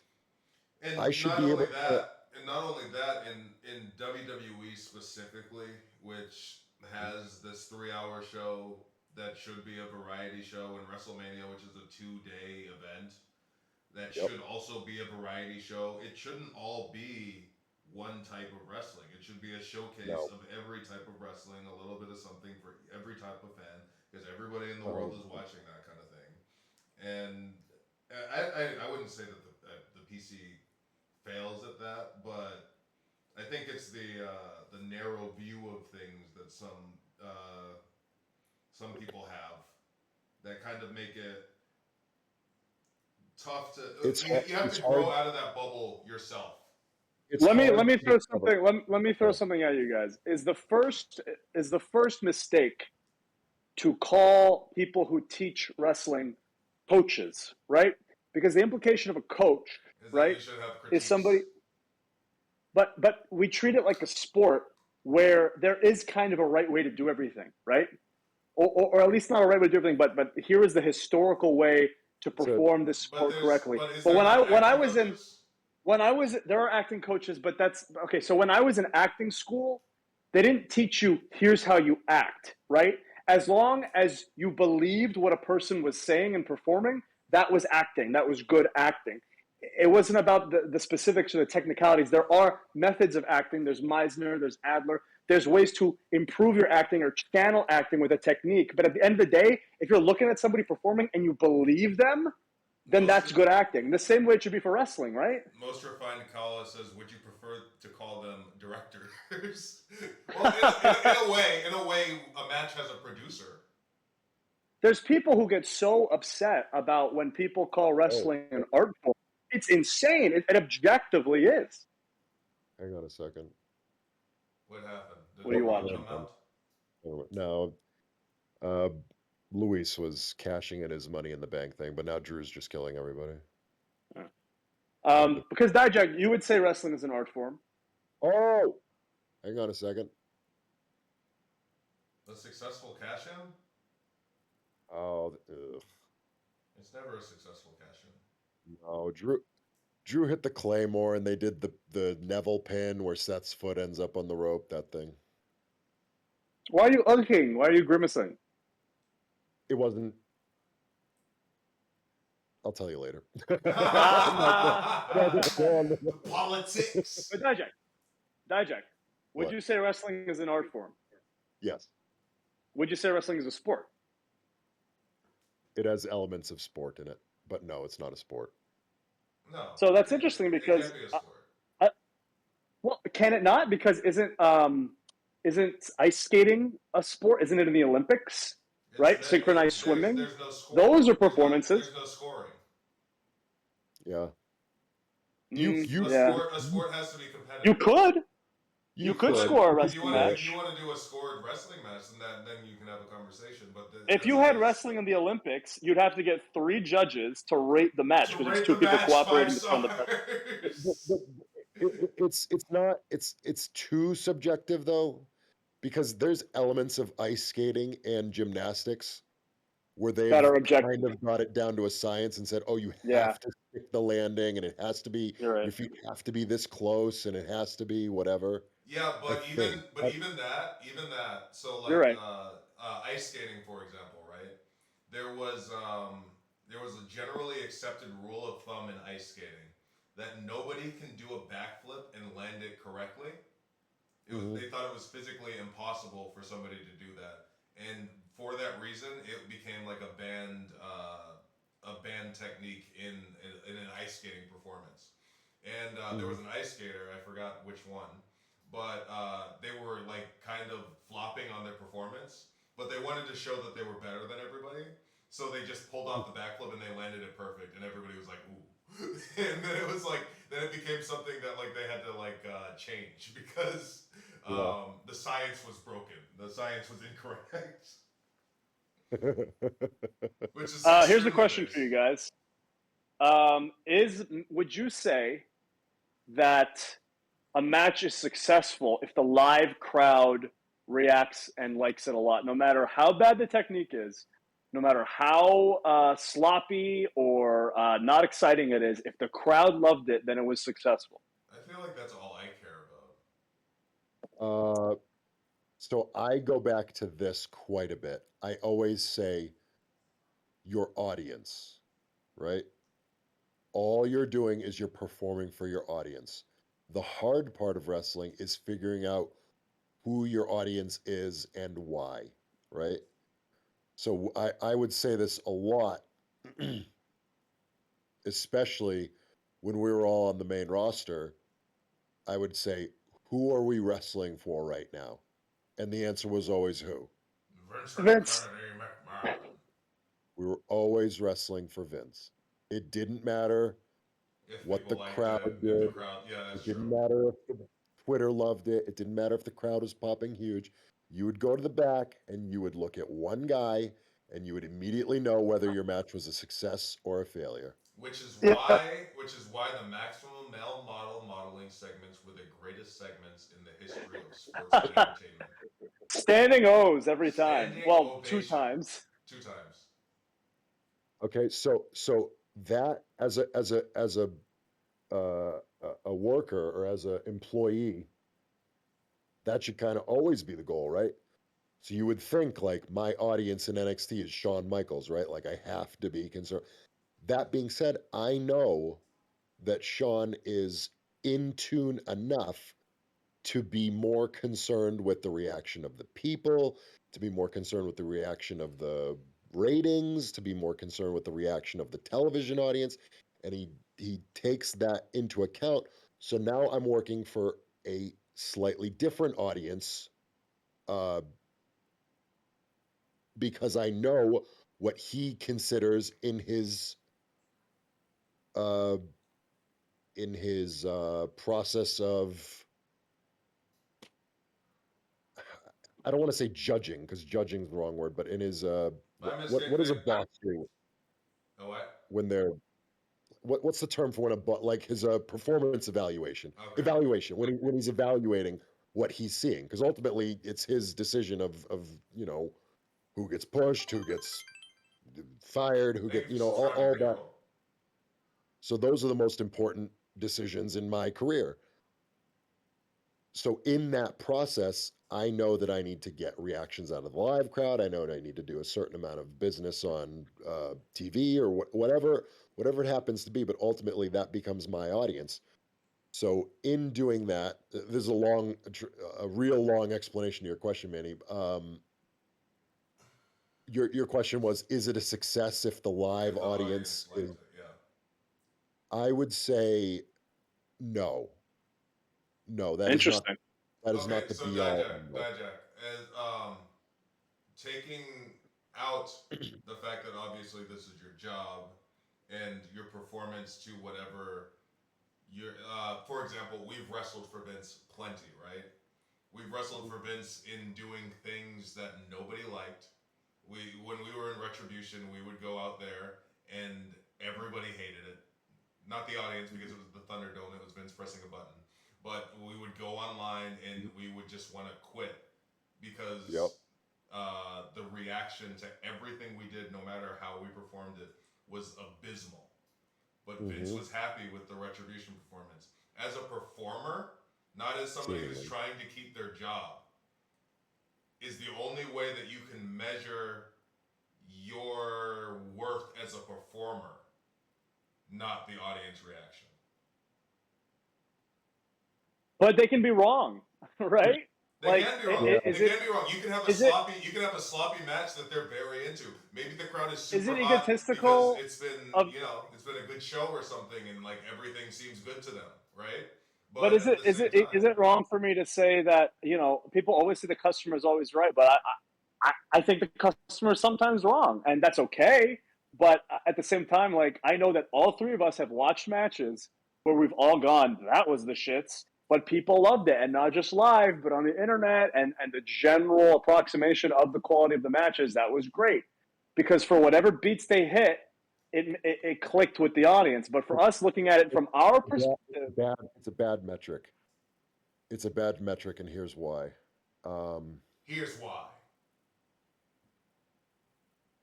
And I've told you guys this a million times.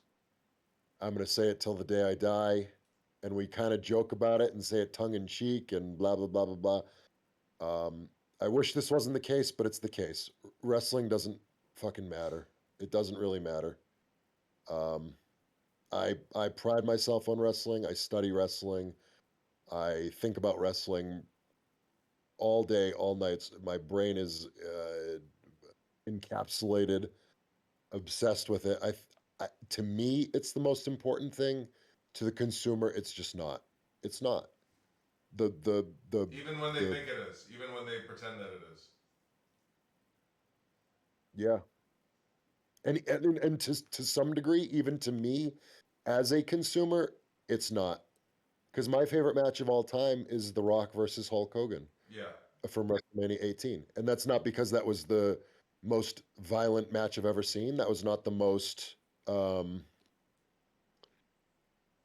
it didn't have the most intricate story I've ever seen. It wasn't technically well done. Nothing about it was great other than the atmosphere and the build and the characters. That's it. But they were so overpowering and so overwhelming that it was just the greatest fucking thing I've ever seen. And that's just the reality of this business. but diJACK, It's not just a performance. It's a conglomeration of so many fucking factors. And the most important factors are not the wrestling. It's just not.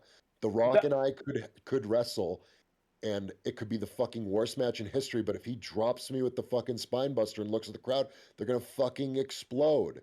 And that's important because that's what they're spending money on. But diJACK, let me ask you this, right? We talk so much about wrestling businesses, and now even fans talk about the importance of casual fans, right? And in my experience, when I show people who aren't wrestling fans matches like that, they don't get it. They go, why is everybody freaking out over this? It's boring. Yeah, they don't know who the characters are. Obviously, it. they know The Rock and they know Hogan, obviously. But if you're not, and that's what's so interesting about professional wrestling, because in WWE, the most successful form of that form of storytelling, matches like Rock and Hogan are the pinnacle of our industry, despite the fact that you need years of knowledge about the history of those two characters in order to fully appreciate the significance of that match. So in a way, it's almost antithetical to I just want to see explosions and fuck. I mean, I've talked about this all the time. Like, it's so strange to me that wrestling in its most mainstream form is slower and more methodical, right? Bacon Incident says there is no casual fan. That's not true. There's casual fan. I think the casual fan might think that they're less casual than they are, but there is casual fan. There are people who go to WWE house shows that don't watch the show at all. They We just used to say, have "Oh, people we used WWE." to have people that would come to coconut shows in It- Florida, it- and they would be like, "Is the Undertaker here?" Like that's a yeah, cool Exactly. thing. there are casual fans. I think the importance of ascertaining them is overblown. Overstated. Yep, overstated. I 'Cause agree. I don't think that it's possible to ascertain them. I can Yeah. show my mom a fucking match, whether it's Hogan Rock or whether it's some fucking thing with fireworks, and maybe she'll like the spotty fireworks match better. Um, that being said, she's no matter what I fucking show her, she's not watching Monday Night Raw on Monday. It's not happening unless Yeah. I'm on it. She's not Yeah. watching. She's not gonna fucking watch, and that's the case for the large majority of casual fans. You can show them fucking Randy Orton, RKO, whoever, Evan Bourne, gets a bajillion views on whatever, on TikTok or whatever. Oh my God, that was cool. That was the coolest thing ever. They're not going to fucking watch. They're not going to And watch. They're for not what going to it's go buy a worth, t-shirt. and for what it's worth, in any medium, the more mainstream it gets, the more kind of bad it is, right? Like Yeah. like anything that's going to do a number that is the majority of people is usually bland and inoffensive and kind of lame and sucks. I mean, the pinnacle of pro wrestling that everyone talks about is the Attitude Era, right? Yeah. Which wasn't drawing the most money in pro wrestling history. It was drawing the most viewers in pro wrestling history. So it was a metric number. The most viewed segment in pro wrestling history. Is Um, retribution. in well, I guess it does depend on what your view of viewers is, because right in 2023, it's It's that largely Kavita different Devi than it match was. against Dakota Kai. Yeah, um, but but in 1997 or eight or whatever, when that happened, in terms of the Nielsen system and that limited metric, in terms of USA, the most watched pro wrestling thing in USA history, not the show, but like in the country history, was the Rock versus Mankind for the WWF Championship from the Worcester Centrum Center, because it did like a 7 point something rating or an 8.2 rating or whatever, and people held that in such high regard. Is there was so many people fucking watching, and this was the peak of pro wrestling fandom, because there were so many people watching. Why were people watching at that point? Why were so many people watching at that point? It wasn't because there was tremendous wrestling. Well, it's also It like at that point, wrestling was so ingrained in pop culture. Like it it was, was just a pop culture fad. That's what yeah. it was. Because at that point, there was some sort of resonating factor about uh, Stone Cold Steve Austin and Vince McMahon, and rebelling against your boss and Rage Against the Machine and all that stuff, They weren't there. that people felt right, but just the concept, people felt compelled to watch this program. Oh my God, it's edgy. There's boobs. DX, suck it. Blah, blah, blah, all that stuff. And like, I remember I was in middle school and I was like, oh my God, I don't know what this is about, but this feels like what this time is about. I need to be involved in this. Everyone else is watching it, and it just kind So, of took off so in that pattern. what's funny thinking about that is when you think about okay, Attitude Somebody in the Era. chat just said all caps, boobs where? Oops. What's funny about that is the other thing, like Attitude Era wrestling, and you could see it if you watch an Attitude Era match right now. You'd see a sign in the crowd that has a wrestler as like a South Park character, right? South Park was also in that same Yeah, conversation of this omnipresent pop culture phenomenon. And South Park is another thing that still exists and it's is still still going. happening. Yeah, And yeah. what's interesting about South Park specifically is it's lived long enough that like fan bases have changed and people like it for different reasons. You now have like Oh, completely. Zoomers that like South Park for the ships. Like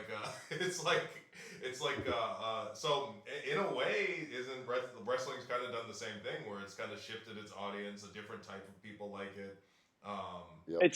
It's similar in the sense that far less people watch South Park, but the creators made like $100 million each for putting it on money. Hulu. Yeah, way more money now.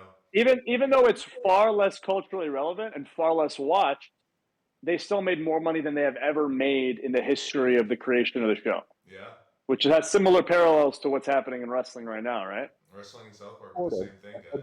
By all metrics. So here's the thing. WWE right now, as far as I can tell, if we're to believe the metrics that are provided, It's very hot. It's very hot. Frankly, I do, is tremendously high, super high. Like the company is probably the most popular right now that it's ever been in its history. It's definitely making the most money that it's ever made in its history. Hold on a second. That is a very bold statement. Is it making the most money ever? Yes. Yes. Do you think it's the most popular it's ever been? Yes. In the world, maybe in the world, yes. Maybe in the world. In America, I don't think that's true. Yeah, but if you broaden the audience, it's more people. Globally, yeah, okay, I can definitely buy that. They're making more off every gate in every town that they go to. That's inflation. Adjust for inflation. You have to. Were you even alive during the Attitude Era? I was 3. Okay.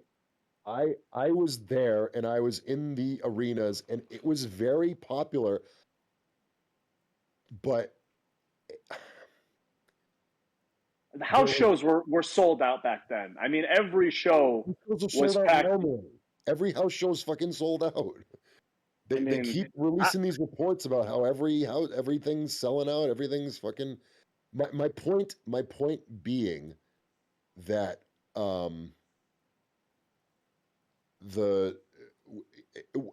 whether it's then or now or whatever, that's not even my point. Forever. My point is that it's in the ballpark now, right? Whether up, down, a little bit close, whatever. I'd say worldwide is probably more popular than it was in the Attitude Era. Worldwide, I agree with you 100%. Are the characters as popular as they were back then? No. But strategically, that's the case. The product is though. But not even fucking close. Why would the company want to rely on one character? It wouldn't make sense. Exactly. We're not even close, dude. We the three of us collectively were characters on Monday Night Raw that got time. Could you go into a fucking airport or a restaurant? How many times a week do you guys get recognized out in public? Well, they stop me and they say, "Do you play basketball?" Yeah. They stop me and they say, "Are you best friends with somebody who plays basketball?" I get recognized in public, and I'm on TV every single week on the USA Network, or most weeks. I get recognized in public maybe twice a month, maybe. I had this thought because do we think that was the case with the Road Dogg and DX? Do we think that was the case with the Godfather and whoever? Name an insignificant character during the Attitude Era. I bet like Taka Michinoku was getting fucking crowded at airports because the characters were just so much more of an emphasis of that product. Now it's the show. The show itself is the product. And that's why it's making so much more money. Because everybody watches WWE. Everybody goes to see WWE. Yeah, WWE is what sells it's very sad for us. When you put it like that, it's almost like we're just interchangeable, replaceable parts in some big machine. Yeah. That's kind of depressing. That's very depressing. I was thinking last week because I was taking my daughter into 7-Eleven and I was I was getting like a protein bar or something. We were on our way home. And I walked into the 7-Eleven and I walked out and we got back in the car. And then I saw, ironically, Adam Cole go in behind me. It was Adam Cole and he walks into the 7-Eleven. The devil? The devil himself. The devil himself the Shaitan? Shaitan. He's the Shaitan. Walked into the 7-Eleven, and I'm thinking about the lady at the counter of that 7-Eleven, and I'm like, man, that lady just sold energy drinks and protein bars to 2 people who are on TV shows that gets millions of views, and she probably had no idea. No. What's chat saying, Brennan and Dijak? Let's get them involved. The devil, Somebody, Shaitan. somebody just said, I've been eyeing this comment for a little bit. Ander Who says, LA Knight, parentheses, sorry boys, is like one of the only real characters I can latch onto because he feels larger than life. Let me promise you, LA Knight can go into any fucking convenience store he wants and nobody will give a shit or notice or care because it's just that's Wow. the way. That's the way it is now. Yeah. Dirt sheets, dirt sheets. No, The I le- mean the list- we've been to Chipotle with LA Knight, and it's not like. Hey, no. Yeah. Hey, listen up 1 second. We went to an airport, and the guy at the car rental was like Eli Drake. So TNA that's is true. actually That's the big. The list of guys now, like Brock Lesnar probably can't go out in public. Randy Orton probably can't go. I know Randy Orton can't go out in public because we've been in public with Randy, and he just it's insurmountable. Yeah. Punk, Roman, maybe Cody at this point. Do you Maybe. think Punk couldn't go out in How- public? Because I feel like people would be like, is that CM Punk or is that just a guy that looks like CM Punk? I feel Maybe. like Cody has done a great job making himself that guy. Because how do you look at that neck tattoo and not know it's fucking Cody Rhodes? That neck tattoo and that bleached hair. You'll Like never you confuse know it. it's Cody Rhodes. Yeah. I'm not even talking about like the question of like, is that who I think it is? I'm just talking about more like, is this a big enough star where everybody knows who it is? You're saying who can go to the grocery store and shop without being bothered? Yes. But that's I think the we got case. That's the case for all. John Cena. That's the case for all entertainers of like in general. Entertainers in general are, and maybe it's because we have access to more stuff. But there is no. It definitely is. There is no Michael Jackson that has to rent out a grocery store. So I think Taylor Swift is like the big one now. Yeah, and Somebody in the that's chat said, somebody in the chat said Seth and Becky. Are we sure about that? outside of you got to think outside of your own bubble, chat, because Right. Those are huge wrestling stars. Are they like? Does my mom know who Seth Rollins is and who Becky Lynch is? No, she doesn't. Does your mom know who Probably CM Punk is? Is your mom like a big straight edge like? Even through the darkest is your mom's only day. addiction competition? I'm not trying to discredit any of these people. No, I'm it's just not thinking discrediting. I think it's just the landscape of entertainment right now. We have access to so many different avenues of entertainment where chat could probably name some Twitch streamer that I've never heard of that has 100,000 viewers right now, and I would never know. Or like the most viewed TV show is Yellowstone. Never heard of it in my life. I never heard of that show in my life, and it's the most viewed show on TV. Yellowstone. Back in the Attitude Era, there was only so many channels on TV. What would you say, Dijak? Were there 50 channels, maybe 50 channels on the TV? Skinamax. Did you watch Skinamax, Dijak? good ones, yeah. 50 major channels. Yeah. Even when by the time I started wrestling, we had satellite TV where you could, there were hundreds of channels. But now you multiply that. I mean, we had satellite back in '98, and there were hundreds of channels, but a lot of them were just nonsense bullshit. Like, yeah. So, my favorite show of all time, Cops. Shout out to or yours rather. Yeah. Yeah, I was gonna say. It's just I don't know. It's just people have access to more stuff and people care about different things now. And I don't think what are we there doing will this never for? be, What are we? there will never be a zeitgeist again. What are we doing this for then? That's why I would say that the only thing that matters is the crowd reaction in the moment, because at the end of the day, if you could at least feel the energy of the people, if you could give out energy and get back energy immediately, then that makes our underwear fighting, which does not matter, as Dijak said, and is not important and is not that serious. That is what's. It is rewarding for me, though. It is rewarding for me when I can craft a spot that tells a story and I can tell when the crowd is going, oh, Yeah. that's like, yes, you got me. Thank you. And that's why I always said that the house shows were the most rewarding part of Yeah. working at WWE Right. because you could do that. Whereas at TV, you cannot do that. You just can't without at least 15 minutes of time. You cannot Oh, tell a story. without question, the most rewarding part of what I do is in the ring and the live feedback from the crowd, without Right. question. Right. It's not even close. That's the adrenaline rush and In the your performance. bones. Yeah, zim, zim, zim, Cody That's Rhodes. that's the best part of of my my week every week is being able to perform in front of the crowd and get live Oh, feedback. really? It's not going home to your two children who Yeah, love that's you kind more of than anything or it's kind anyone in the of world? it's kind That's of the messed up, best controversial. overall part, but in terms of like one moment, it's The the thing five that the minutes one into the thing that ring gets you alone. bricked up. Right. But yeah, once that's concluded, The vanity searching is a symptom of the addiction, Bob Ruski. right, yeah. Once that's concluded and the adrenaline kind of wears off, In your soul.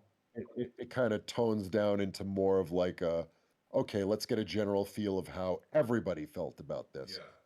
What was the overall feel? Okay, everybody liked it. Well, is this one of my best matches ever? Is this it? What Dijack. is it? What? Dijack. Cumfarter69 says you need to protect your size. Uh-huh. And it's going to ruin your day. Yeah. Uh, 16. See, no, the but then it becomes more of an assessment of, okay, are the people d- do the people who matter care about this? Is this a relevant Yes. metric? Yes. Yes. Is this a relevant metric toward advancing me in my career? How can I, Because what can I do there? in my opinion, Comfarter69 in his comments are influenced by like the greater overarching conversation because I don't think people like to CMFTR. Are we shooting hard on CMFTR? Because CM Punk and FTR said you need to protect your size, Dijack. The people Well, maybe. who are on Twitter constantly talking about wrestling are in this weird realm where some people are trying to get a rise out of people. Some people want Yeah. Dijak to see it. Some people. So like, Yeah, is true. that even a legitimate metric as to what the general population feels about you? Because you're gonna have one guy that's gonna be like, everything Dijak does sucks because he's on NXT and I like AEW. Like it's always there's always gonna be a tinge There's of something. there's like the camps, like the Cornet guys who will tag him and say, "What do you think about this shit?" Like, I want to hear you fucking destroy it, and it doesn't matter whether Cornet likes it or not. The only pure reaction that you'll ever get is a little child in the front row of the thing screaming his head off because he's actually enjoying what you're doing. Sort of. Again, not as. I think I mentioned this to you guys the other day. Sometimes there's kind of this disheartening sort of. I don't even know if disheartening. Everybody's saying thoughts, Jim. With post a clip, thoughts, Jim. Can you please do That's this? so sad. I think I told you guys this story the other day. So I've had the fortune of being the opening match on a handful of what we used to call Fun opener. takeovers, You're a but fun opener. rather NXT premium live events. And that crowd is often very, very, very hot, especially back in the takeover days, because there was sort of this like Air. there was the AEW thing going on, and then Loud, there epic. was the is NXT better than the main roster sort of vibe going on. So the NXT crowd specifically were like super hyped up for those shows, to the point where I remember I was wrestling Keith in Portland, and I don't remember what our opening spot was, but I think we like locked up. First of all, the crowd was like chanting for both of us for like 3 minutes, so we just stood there, and then we like locked up, and did like some weird nothing spot with like a headlock and a shoulder tackle or something. And I remember the crowd just totally overreacting to like something as so simple as like a shoulder Did, tackle or like a and did that psych you out? Like, did you dislike that? Were you like, that doesn't I feel? hated it. I Wow. hated it. I Huh. hated it, and I'll tell you why. It Because feels I've inauthentic. wrestled enough. I've wrestled enough, and I've wrestled in front of those crowds enough, and that size of crowd, and that area of the country where my brain is preconditioned to know exactly what level people are supposed to react to something, and that every one of those was exceeding where it should have been to the point where But I say to is myself, that not you being too conditioned No, to them being I think conditioned? he's right.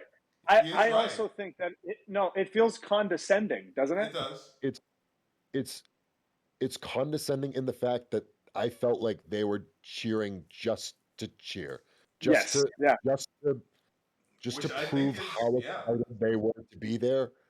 It's a we are awesome moment. You know what my least favorite part about this, Matt? It's burned into my brain. I said I do this suplex toss that I stole from Bray Wyatt. Rest in peace, Bray. And I think I talked about this with him because I stole it from him when I was on the Indies in 2013, and I never thought we'd be on the same card together. And then eventually we were, but at that point, everyone was kind of doing it, so I didn't feel so bad. Um, he stopped doing it for a while too, but I still do it. It's just a suplex where I don't fall down. It's not the most unique thing in the world, but I saw him do it. I thought it was cool. Um, now I do it. Drew does it. A few people do it. I like it better Anyway, when Punishment does it because he sits. he sits too. Yeah, there's a lot of variations, but anyway, I do it a lot, and I've done it to Keith before. It gets a big reaction when I do it to Keith. So we had this takeover match. And I said, "Oh, Keith, what if I gave you that on the apron? What if we were on the floor and I gave you that on the apron?" He was like, "Yeah, sick." And he would always give me these huge jumps because he's such a freak athlete. So in my head, I was like, "Oh man, I'm gonna throw him, and he's such a big dude. He's gonna fucking nail the apron and go flying off. It's gonna be this awesome huge bump, and the crowd will pop huge." We did it. I didn't take into account how the combination of both how big Keith is and how high the ring apron is in WWE. So in my head, I thought it'd be this huge chuck and he'd fucking bounce like a basketball. What ended up happening is I had to get so close to the apron that I ended up doing the suplex and he just kind of like rolled off me onto the apron. It was nothing. There was no bump. And I remember so vividly the crowd going, "Oh," like it was this huge fucking reckless. They gave me the reaction that I thought it would get if it was awesome, and it wasn't. It was closer to a botch than it was to like Mm. the actual move being executed. But they gave me the reaction like it was this awesome fucking spot. And in that moment, I knew like they're not actually impressed. They just want to be impressed. Are And you it feels like upset? nothing. So are That you was upset Huh? that are you upset that your partner is already in the mood, Dijak? Do you want to get her? Do you want to do all the foreplay and get her going yourself? No, no, part no, of no, it. no, no, no. Part of it. It's funny because obviously we're complaining about crowds liking us Right. more than we deserve. Yeah, it Obviously, I sounds can like see it. the complete how insane this sounds. It does sound Right. But insane. for you to do something that you know is bad, but for the crowd to appreciate and But treat there like is it's the no greatest bad. thing We they've ever already seen. established there is no bad. No, no, but objectively, it is bad because he's done it better before. Yeah, not bad, but not as good as it could have been. Right. And they're reacting like you did it perfectly when really in any other crowd in the world, they would have just gone, it feels like nothing you do really matters. And the fact that you are working Which so we've hard, already it's said. like, We what? already said that nothing we do matters. Right. But not in that way. Thank Not you in for the way, subscribing, Crofo Graphic. when we say nothing we do matters, we mean that for our careers. That means no matter how many good matches we have, until someone pushes us to win fake belts and to be on pay-per-view and beat stars, nothing we do matters. In this sense, we're saying nothing we do matters because when you're in front of a crowd that is going to insist on making this moment a moment because they want to be a part of that moment, then it's like you can take my actual performance. Obviously, I've never been in this position. I mean, well, So you're let's. saying it insists upon itself, Peter? It insists. Yes, it insists upon itself. Wouldn't you agree, Dijak, or do you feel differently? And I don't sound too much like we're sitting on that crowd for helping you. I've had enough experience since then, and even later in that match to know that like it's not a bad thing. Okay, it's not. To have a No, hot crowd is not a bad thing. It's a luxury. It's a benefit. Thank you for subscribing, Gavin B. Almost one that's it kind of feels undeserved because at some point it's like, oh, I think that they're just like this because of the things people before me have done and because I happen to be the opener on this card. So in that aspect, it's kind of unfulfilling, but you still have to take advantage of it. And me and Keith did, like, we still did, like, so much awesome, cool stuff that the crowd was going ballistic and losing their fucking mind to the point where it's like, I thought they would be here and they were here, which is great. I'd rather that than I thought they'd be of here and course. they're here, which has Right. happened before. You know, sometimes I remember I wrestled Damian Priest as T-Bar on Monday Night Raw in Rhode Island, and we had a blow off to our short feud, and it was some sort of street fight. And halfway through the match, and this was the longest match I'd ever had on Raw. It was a 2-seg match. Halfway through the match, we're more than halfway through. We're in the second seg, so we're in the false finishes, and I hit him with a choke breaker off the top rope for a near fall, and I remember the crowd didn't react to it at all and started chanting CM Punk. And this is 3 years before Punk wasn't even on AEW at this point, so it's just like fuck. It's like they don't give a shit at all about anything we're doing. God. Thankfully, we had these stipulations at the end, and we ended up getting them because I brought fucking weapons out. I started tagging him with the I kendo do sticks. not remember you having a Standing meaningful up the match apron and against the fucking Priest. what's that? I don't remember you having a meaningful match with Priest on Raw as T-Bar. I do not remember that at all. You'll remember the conclusion of this story because he choke slammed me through the table in what was probably the greatest table bump in WWE history because the table just fucking exploded into like 50 pieces. Threw me in the ring, hit me with his finish, covered me. And then the angle at the end was to get to him and Apollo Crews. So Crews came out, or just Apollo at the time. I was so happy. I was so fucking excited. I was like, this was my big break. This was my match. I get to the back. My audience of one is Vince is sitting there fucking like I don't remember if he was angry or not, but I was like okay, everything good, boss? And I don't remember exactly what he said, but it was something to the effect of like, no, like you didn't have your hands up in the corner. They were mad at me, or he was disappointed in my performance because during the break, which was a dark break, which means it was not on live TV, it was just for the live audience. We went to the outside, and I guess I hit him. Right, I grabbed him, and like we did like the wrestling thing where I grabbed him by the back of the neck and we both kind of walked together. And then there was it was something. It was too wrestler. It's just fake, you know. It's And I really remember hated to wrestler in the yeah, Twilight that was years. always one of his things. And I remember being so devastated in the back because like I had just taken I took a fucking choke slam off the apron through a table to the floor. That's jumping off an apron. A table doesn't do shit. It doesn't break your fall at all. So I jumped off the apron and just committed to a back bump from 10, maybe 11 feet in the air because I jumped out of my fucking boots for this thing. Table exploded. I fucking killed myself. I was hurt for a week. Like for him. Like I wanted him to be impressed. And he was like, "Oh, you grabbed him wrong during the break. You know, your shots look bad." Well, it's because you know this because he was probably looking at his phone for the entire part of the match, and then he looked up during the break for 1 second, and that's what he saw, and he didn't see your table. I remember I went to the locker. I went to the locker room, and we have a big shared locker room, so everyone's sitting.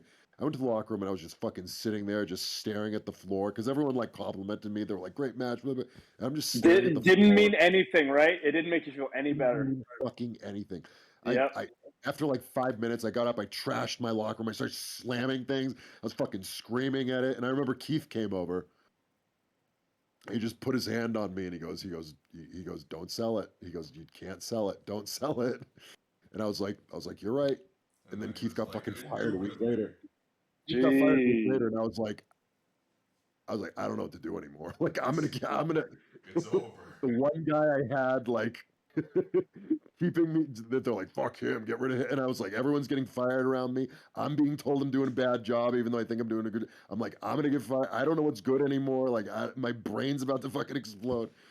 It's just, it was. I would have so loved to have seen. I want to see that Vince in 1998 when every match has a whip duck two crossbody like 8 times in the fucking match. And in There's a 98, he million wouldn't whip even be able to spots. look down at his phone. He wouldn't have. No, he's watching he the whole wouldn't show. have If you watch phone. a show, from '98, it is the most nonsensical, zero psychology, no Yeah. fucking No, storytelling. you know what the difference is? Punches. You know what the difference is? Vince wasn't watching because he was getting ready for his segment. I would watch I'd watch Fully Loaded '99, and the match would start. They'd lock up. Somebody would kick somebody in the gut, grab a headlock, shoot off tackle, drop down, leave crog, drop kick. Then they'd start punching each other in the face. Whip, duck two, back elbow, whip, duck one, crossbody, post, heat, whip, duck. It's just there's no rhyme or reason to anything being done. And if you do something like I remember, after the match I had at Crown Jewel with Ali, we had a rematch on SmackDown.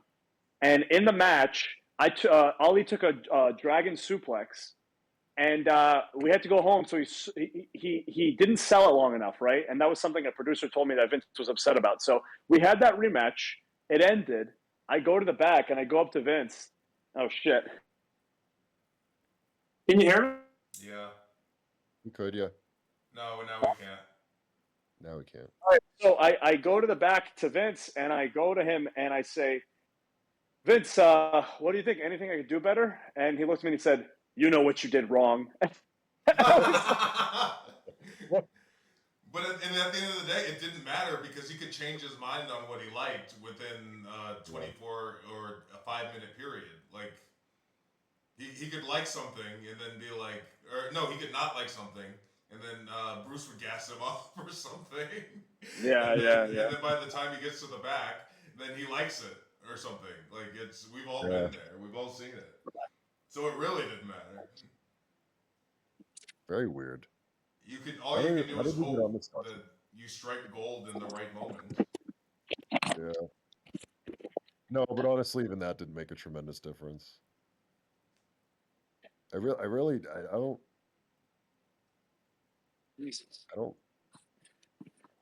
think that there's like there's not a lot of examples in WWE of someone like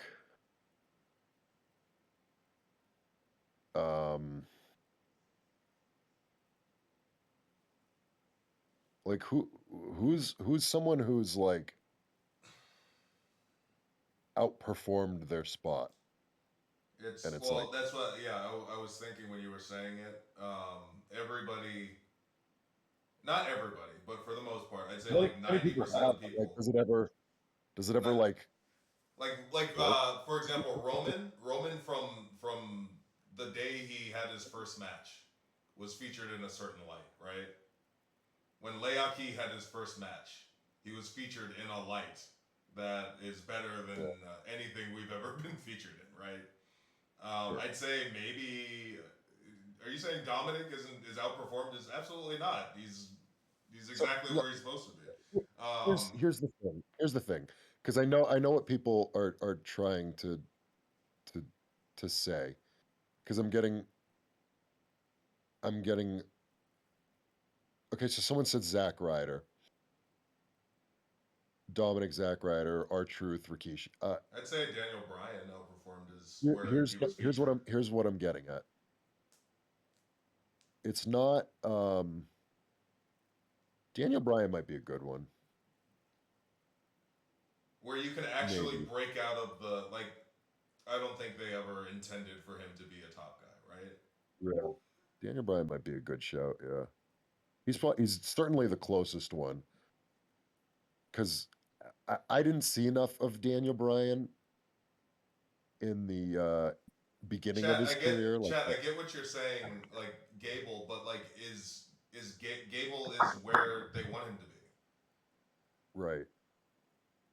Like if It's I'll give you an example. If Gable like had these fantastic matches and he'd been Shorty G or whatever, he'd been Alpha Academy, he'd been all this stuff, and he's kind of this mid card tag guy is kind of what he's been for 5 or 6 years or whatever he's been now. And he had these matches with Gunther, and he had these fucking awesome bangers at WrestleMania, whatever. And then all of a sudden, one day, boom, he was like in the WWE title picture, and he won the WWE Championship, and he was a top guy. And it's like Chad Gable on the marquee. Has that ever happened before? no. Like, can you do that? Is that an attainable thing? Brian, why not Is, Brian? no, I said Brian. Yeah. Somebody said Miz. That might be a good Miz one. is actually a Miz, pretty good one. Miz, Miz. Okay, I'm okay yeah, with I'll Miz. take Miz. Somebody said LA Knight. No, I think he. I mean, when he became LA Knight, he was featured. I don't think I don't think that the 2 weeks that he was our manager counts as being Yeah. dug in the dirt the way that Yeah. Shorty G like that. I don't think that counts at all. People even It said was- even Daniel Bryan feels like because he was like he became popular because he was the world heavyweight champion. That's And he that's true. was also going, kind of iffy. You're But it right. was. Actually, he was But it U.S. was. champ Yeah. immediately. I'm the world heavyweight champion. Yes, That's I'm the true. world Yeah. heavyweight champion. Yes, and everyone started mockingly doing it with him. Can you And then it got truly super come over. from zero in WWE and get the audience behind you? Even like Even I'm seeing Kofi now. Kofi was multiple time champion, maybe to be featured in that. Yeah. But even that's tenured, years and years of equity. Equity. Yeah. Equity. Miz is pretty close. He Miz was is he a was good. wearing a fedora. Miz was Yeah. never supposed to be the top guy, I think, and he became one. I'll give you Miz. And for what it's worth, Miz had that run of like 1 year, and it uh, Miz was WWE champion in the past 5 years. for a day, yes, he did have the Still counts. championship for Still a literally one two-time day. I Grand believe he Slam. lost it the next night, or no, it was a week. He had it for a week. Which is a week longer than I'll ever have it. That actually, I love that. Nobody's a bigger Miz fan than me. I fucking Yeah. gassed that story up more than anybody. No, that's true. No, yeah, no, you're right, Manny. It's My point isn't that these people don't deserve it or that there's something wrong. I think that's the problem is that no, it's just it's misconception not possible. Yeah. becomes reality. Is once you become something in the eyes of the fans, then it's like they'll never get out of that. And once that becomes the thought process, then that might as well become the business of it. Because if they don't think you're a top guy, they being the fans, then the office isn't going to think you're a top guy, and then you'll never get the opportunity to become a top guy. Oh, so what you're asking is, has anyone ever taken the majority perception of them and turned it around to such a degree that they rocketed up? Yes. Okay, that's interesting because everybody loved Daniel Bryan. It was not an issue of like people thinking, "Oh, this guy's never going to be something," because a lot of people saw the value and talent in him, obviously, for the work he had done before. So I don't consider him a good answer. I don't consider Punk a good answer. Obviously, we consider Miz a good answer. And now I'm trying to think of somebody who applies that to that, and I honestly can't. I would love for Chad to throw out some names. They're God, I trying. mean, maybe it's tough because like I want to say Drew, I was but at the same thinking time, Drew, he's like but yeah, at he the was the same chosen time he's a one. 6'6", massive, like He was also the good-looking chosen guy. one. Yeah, like it's. I know he was the chosen one, but then he was 3MB and then he got fired. So to a degree, he did turn it around. But in my head, like, is there not that inkling of Vince being like, "Oh, I'll fire this guy and then bring him back and make him my world champion"? I don't know. Like, I don't know how they think. Drew's the Cody thing, where you can reinvent yourself in a different company. That's happened a number of times. Right, but in my mind, like, does Office know that? Like, does the Office go, "Let's let this guy go"? We know enough to say like this guy's a fucking star and we need to bring Especially him in. now. No, but why not just keep him and make him a star? That's what I don't understand. Timing. Right? Like I don't like why wouldn't they have I'll, just said, "Okay, Drew, we're gonna repackage you and try again"? Why, like, okay, Cody. I'll steal something from Bruce here. He'd always say fresh coat of paint, or he'd steal from Jim Ross and say go off to a different territory and learn a new hold. That has some merit. It really does. if you just even did a little bit, if WWE took, instead of letting Drew go, right? If WWE gave him a new gimmick and pushed him, it would not be the same as him going and setting the No, world that's on true. fire himself and then coming back. Yeah, A good point. Yeah, conqueror. right? but I guess what I wonder is, did they know? Is all I'm wondering. I don't know if they knew then. I bet you they know now. Did who know what? The fans? Did No. did the people who let go, guys who went out and got successful and came back, did they know, oh, this guy's going to go out there and it's going to be sink or swim, and if they succeed, we'll bring him back? No. But I think now it's a more viable thing. Because then, where did Drew go? TNA? Yes. Like a pretty mid TNA at the time? Yeah, I mean, he wrestled Kurt. He wrestled Kurt, right? but it wasn't our TNA, man. No, it wasn't our TNA, but he was. But even beyond just TNA, he was in like Evolve, and he kind of made Evolve a bigger deal. Yeah, but do you think Vince cares about Evolve? No, obviously not. But I was at one of Drew's first Evolve shows in 2013, 14. Is that when he got released? I think it says something that he didn't just do TNA, that he did the indies where there was like a perception of him as being a guy who rehabbed his image. Yeah. Just all I want to know is like when the people in the office at WWE, not Vince probably, but other people, like a Michael Hayes, are they going, okay, let's see what that kid does outside, and then we'll take a look. I'm fully willing to bet that Hunter now is completely fine with letting somebody go and become something else and then bringing him back later. That sounds kind of like Cope for us. It sounds like Cope, but at the same time, like if from that standpoint, as Hunter is somebody who saw Drew do that and saw that happen a couple of times now, where I think Hunter is aware that you can become much hotter outside. Maybe.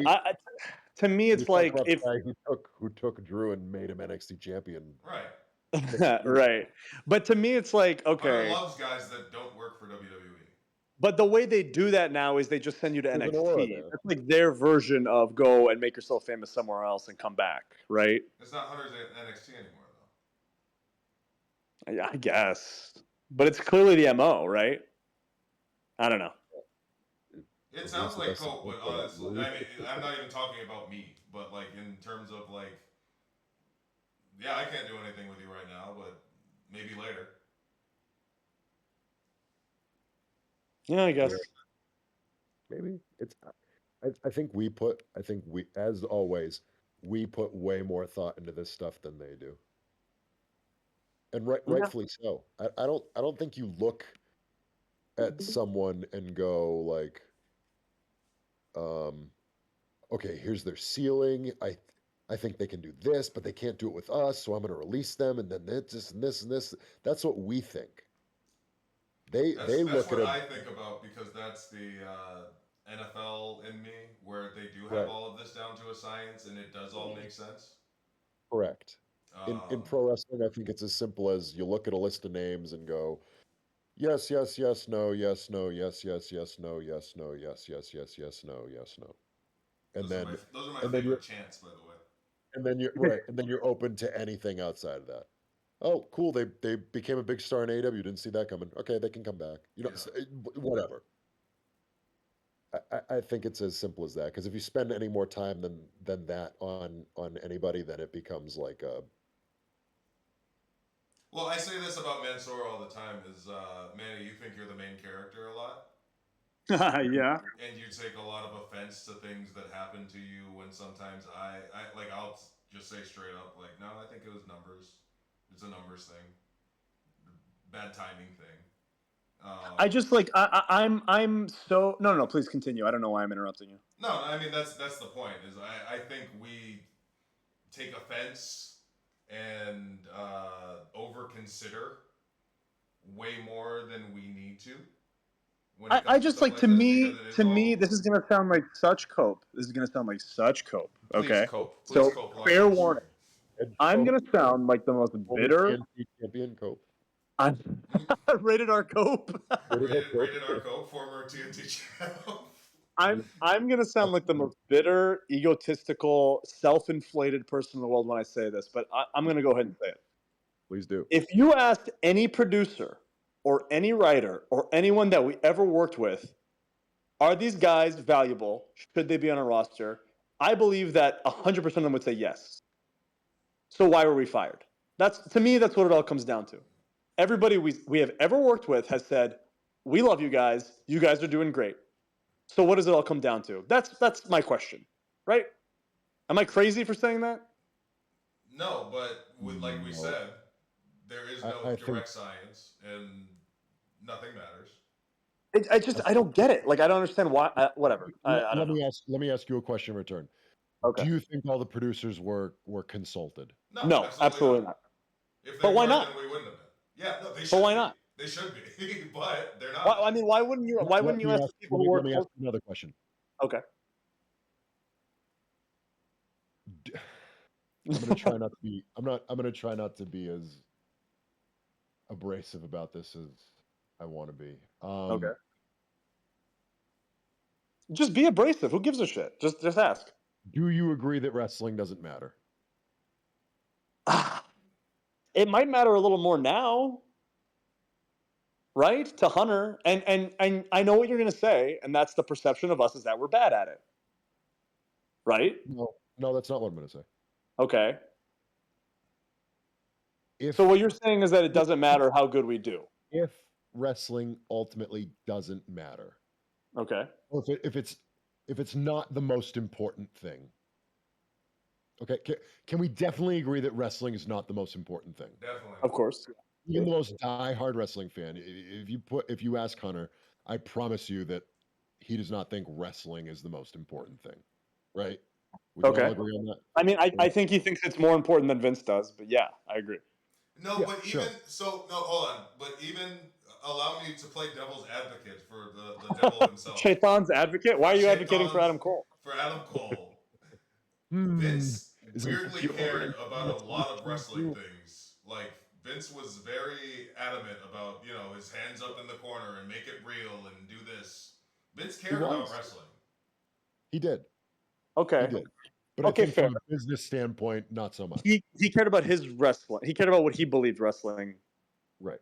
was supposed to be. Sure. Okay. That being said, everyone's on the same page. We all don't think that wrestling is the most important thing when it comes to running this business, right? Yeah. Okay. If that's the case, why would you consult producers whose only job is to observe the wrestling and to safeguard the wrestling and to produce the wrestling? Is the Why would you producer's consult? job not also to say these guys were easy to work with? These guys were safe. Well, That's yeah, wrestling. maybe, but it's still that's also part of wrestling. Producers have nothing to do with If they consulted the writers, how these much guys do their segments in one take. These guys outperform all the content they're given. It doesn't matter. It doesn't matter. The only thing that matters is the bottom line. If you're running a business, the only thing that matters is the bottom line. Can I draw money with this person and how much? That's it. That's the only thing you're worried about. How I draw that money can maybe be part wrestling. They probably draw a lot of money with Gunther as a wrestler because he's been presented in that light and because he's really fucking good at it. That being said, a lot of people draw a lot of money and a lot more money with not wrestling. So when you're looking at the field and you're looking at a bottom line, you have to make a self-assessment or you have to make an assessment yourself on the value of people. And that's the only thing you're looking at. And when you look at that, you don't ask this person how were they to work with? How did they do in front of this crowd? How did they? Because at the end of the day, the only thing that he looked at was a spreadsheet of names. And an amount of money that they needed to free up for CM Punk. Well, that's part of the business. It is. That's what I never took it personally because we were guys that weren't on TV. We couldn't do the thing that people liked us doing. We weren't allowed to anymore.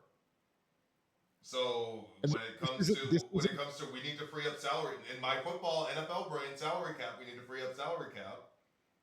Wrong time. to be the guys that aren't on TV and not doing anything and have no direction. It just that's how it was. This isn't me justifying these decisions, by the way. No, I I don't think think it's all of good. it is.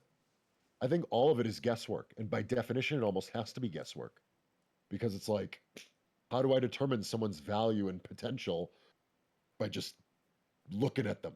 Right. Look at their face. Not Here's what even they've looking done. at and it, here's what it's looking at them based on what we've allowed them to do. right. So it just becomes complete guesswork. I think it's all, and this is coming from me. At one point, when you and I got separated, and you were on SmackDown, and then you guys started doing the male model stuff, and I was just fucking T-Bar who was losing on main event, and I saw firings happening, and I was like, I'm gonna get fucking fired. I'm 100% about to get fired. I was so certain of it because it was clear that here's my value, here's how they see me, here's what, and in my head, I'm like, what? How? Where did I go wrong? Like, I gave everything I had in every match. Doesn't matter where it is.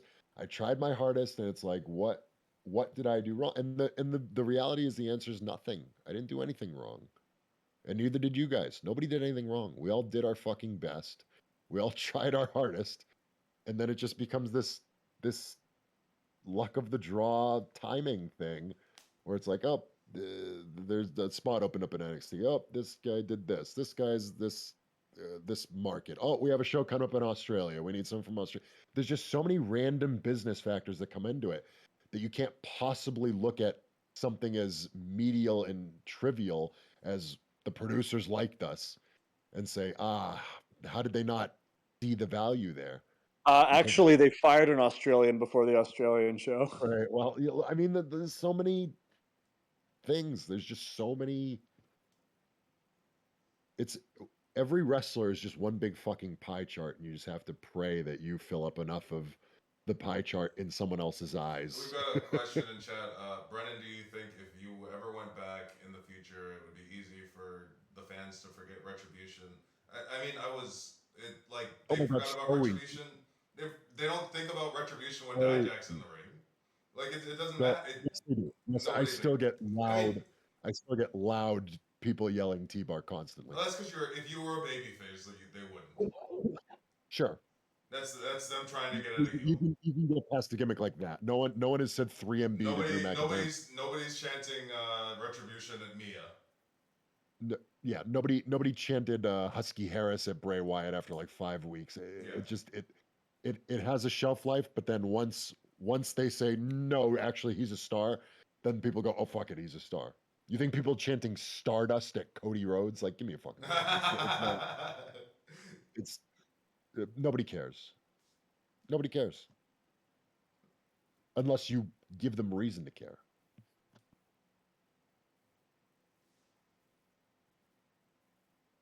Which is also possible.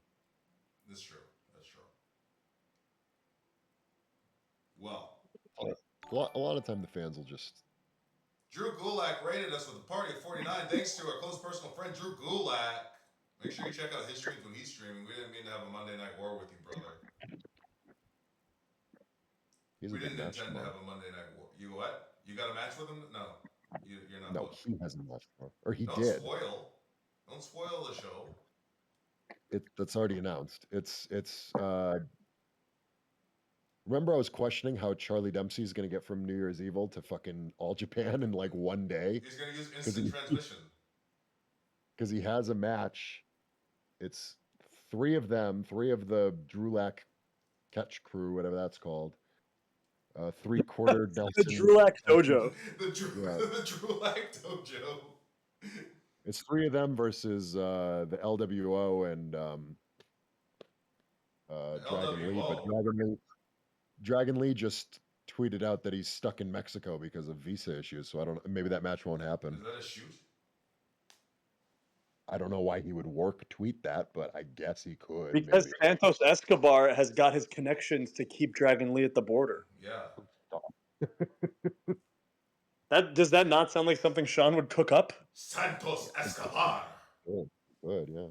I mean, I don't know why, because Santos is not a character on his television program, but Neither I was suppose. Dominic until he was. You're not wrong. Yeah, is CM Punk not a character on his television show? Yeah, He showed up. Listen, you can do whatever you want, really. If you can because you it's can fake join and it nothing anyway. matters. Yeah, correct. Except for catch wrestling, if Drew's in the chat.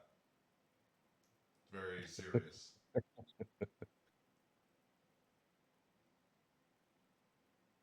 I know we just got raided, but I want to leave. So We appreciate the raid, and we'll send you guys somewhere nice. I promise. Right. But I'm ready to. where should we raid? Where should we raid? Raid. Raid. Raiden. Cage. There's Mia Yim. Our close Ooh. personal. Okay, we're gonna send you to Mia Yim. It's And Mia you Yim. have to chant retribution at her. You have to chant reckoning. No, you need to call her by her slave name. Jesus. Good lord, Brennan. I can say it. Yeah, you can. I can't. Oh yeah, she do be black too. I forget. Yeah. What's her Twitch? I thought I subbed. Official Mia Yim. Oh, official. Shelton's got a Twitch now. Who? Oh, Shelton. Yeah, Shelton.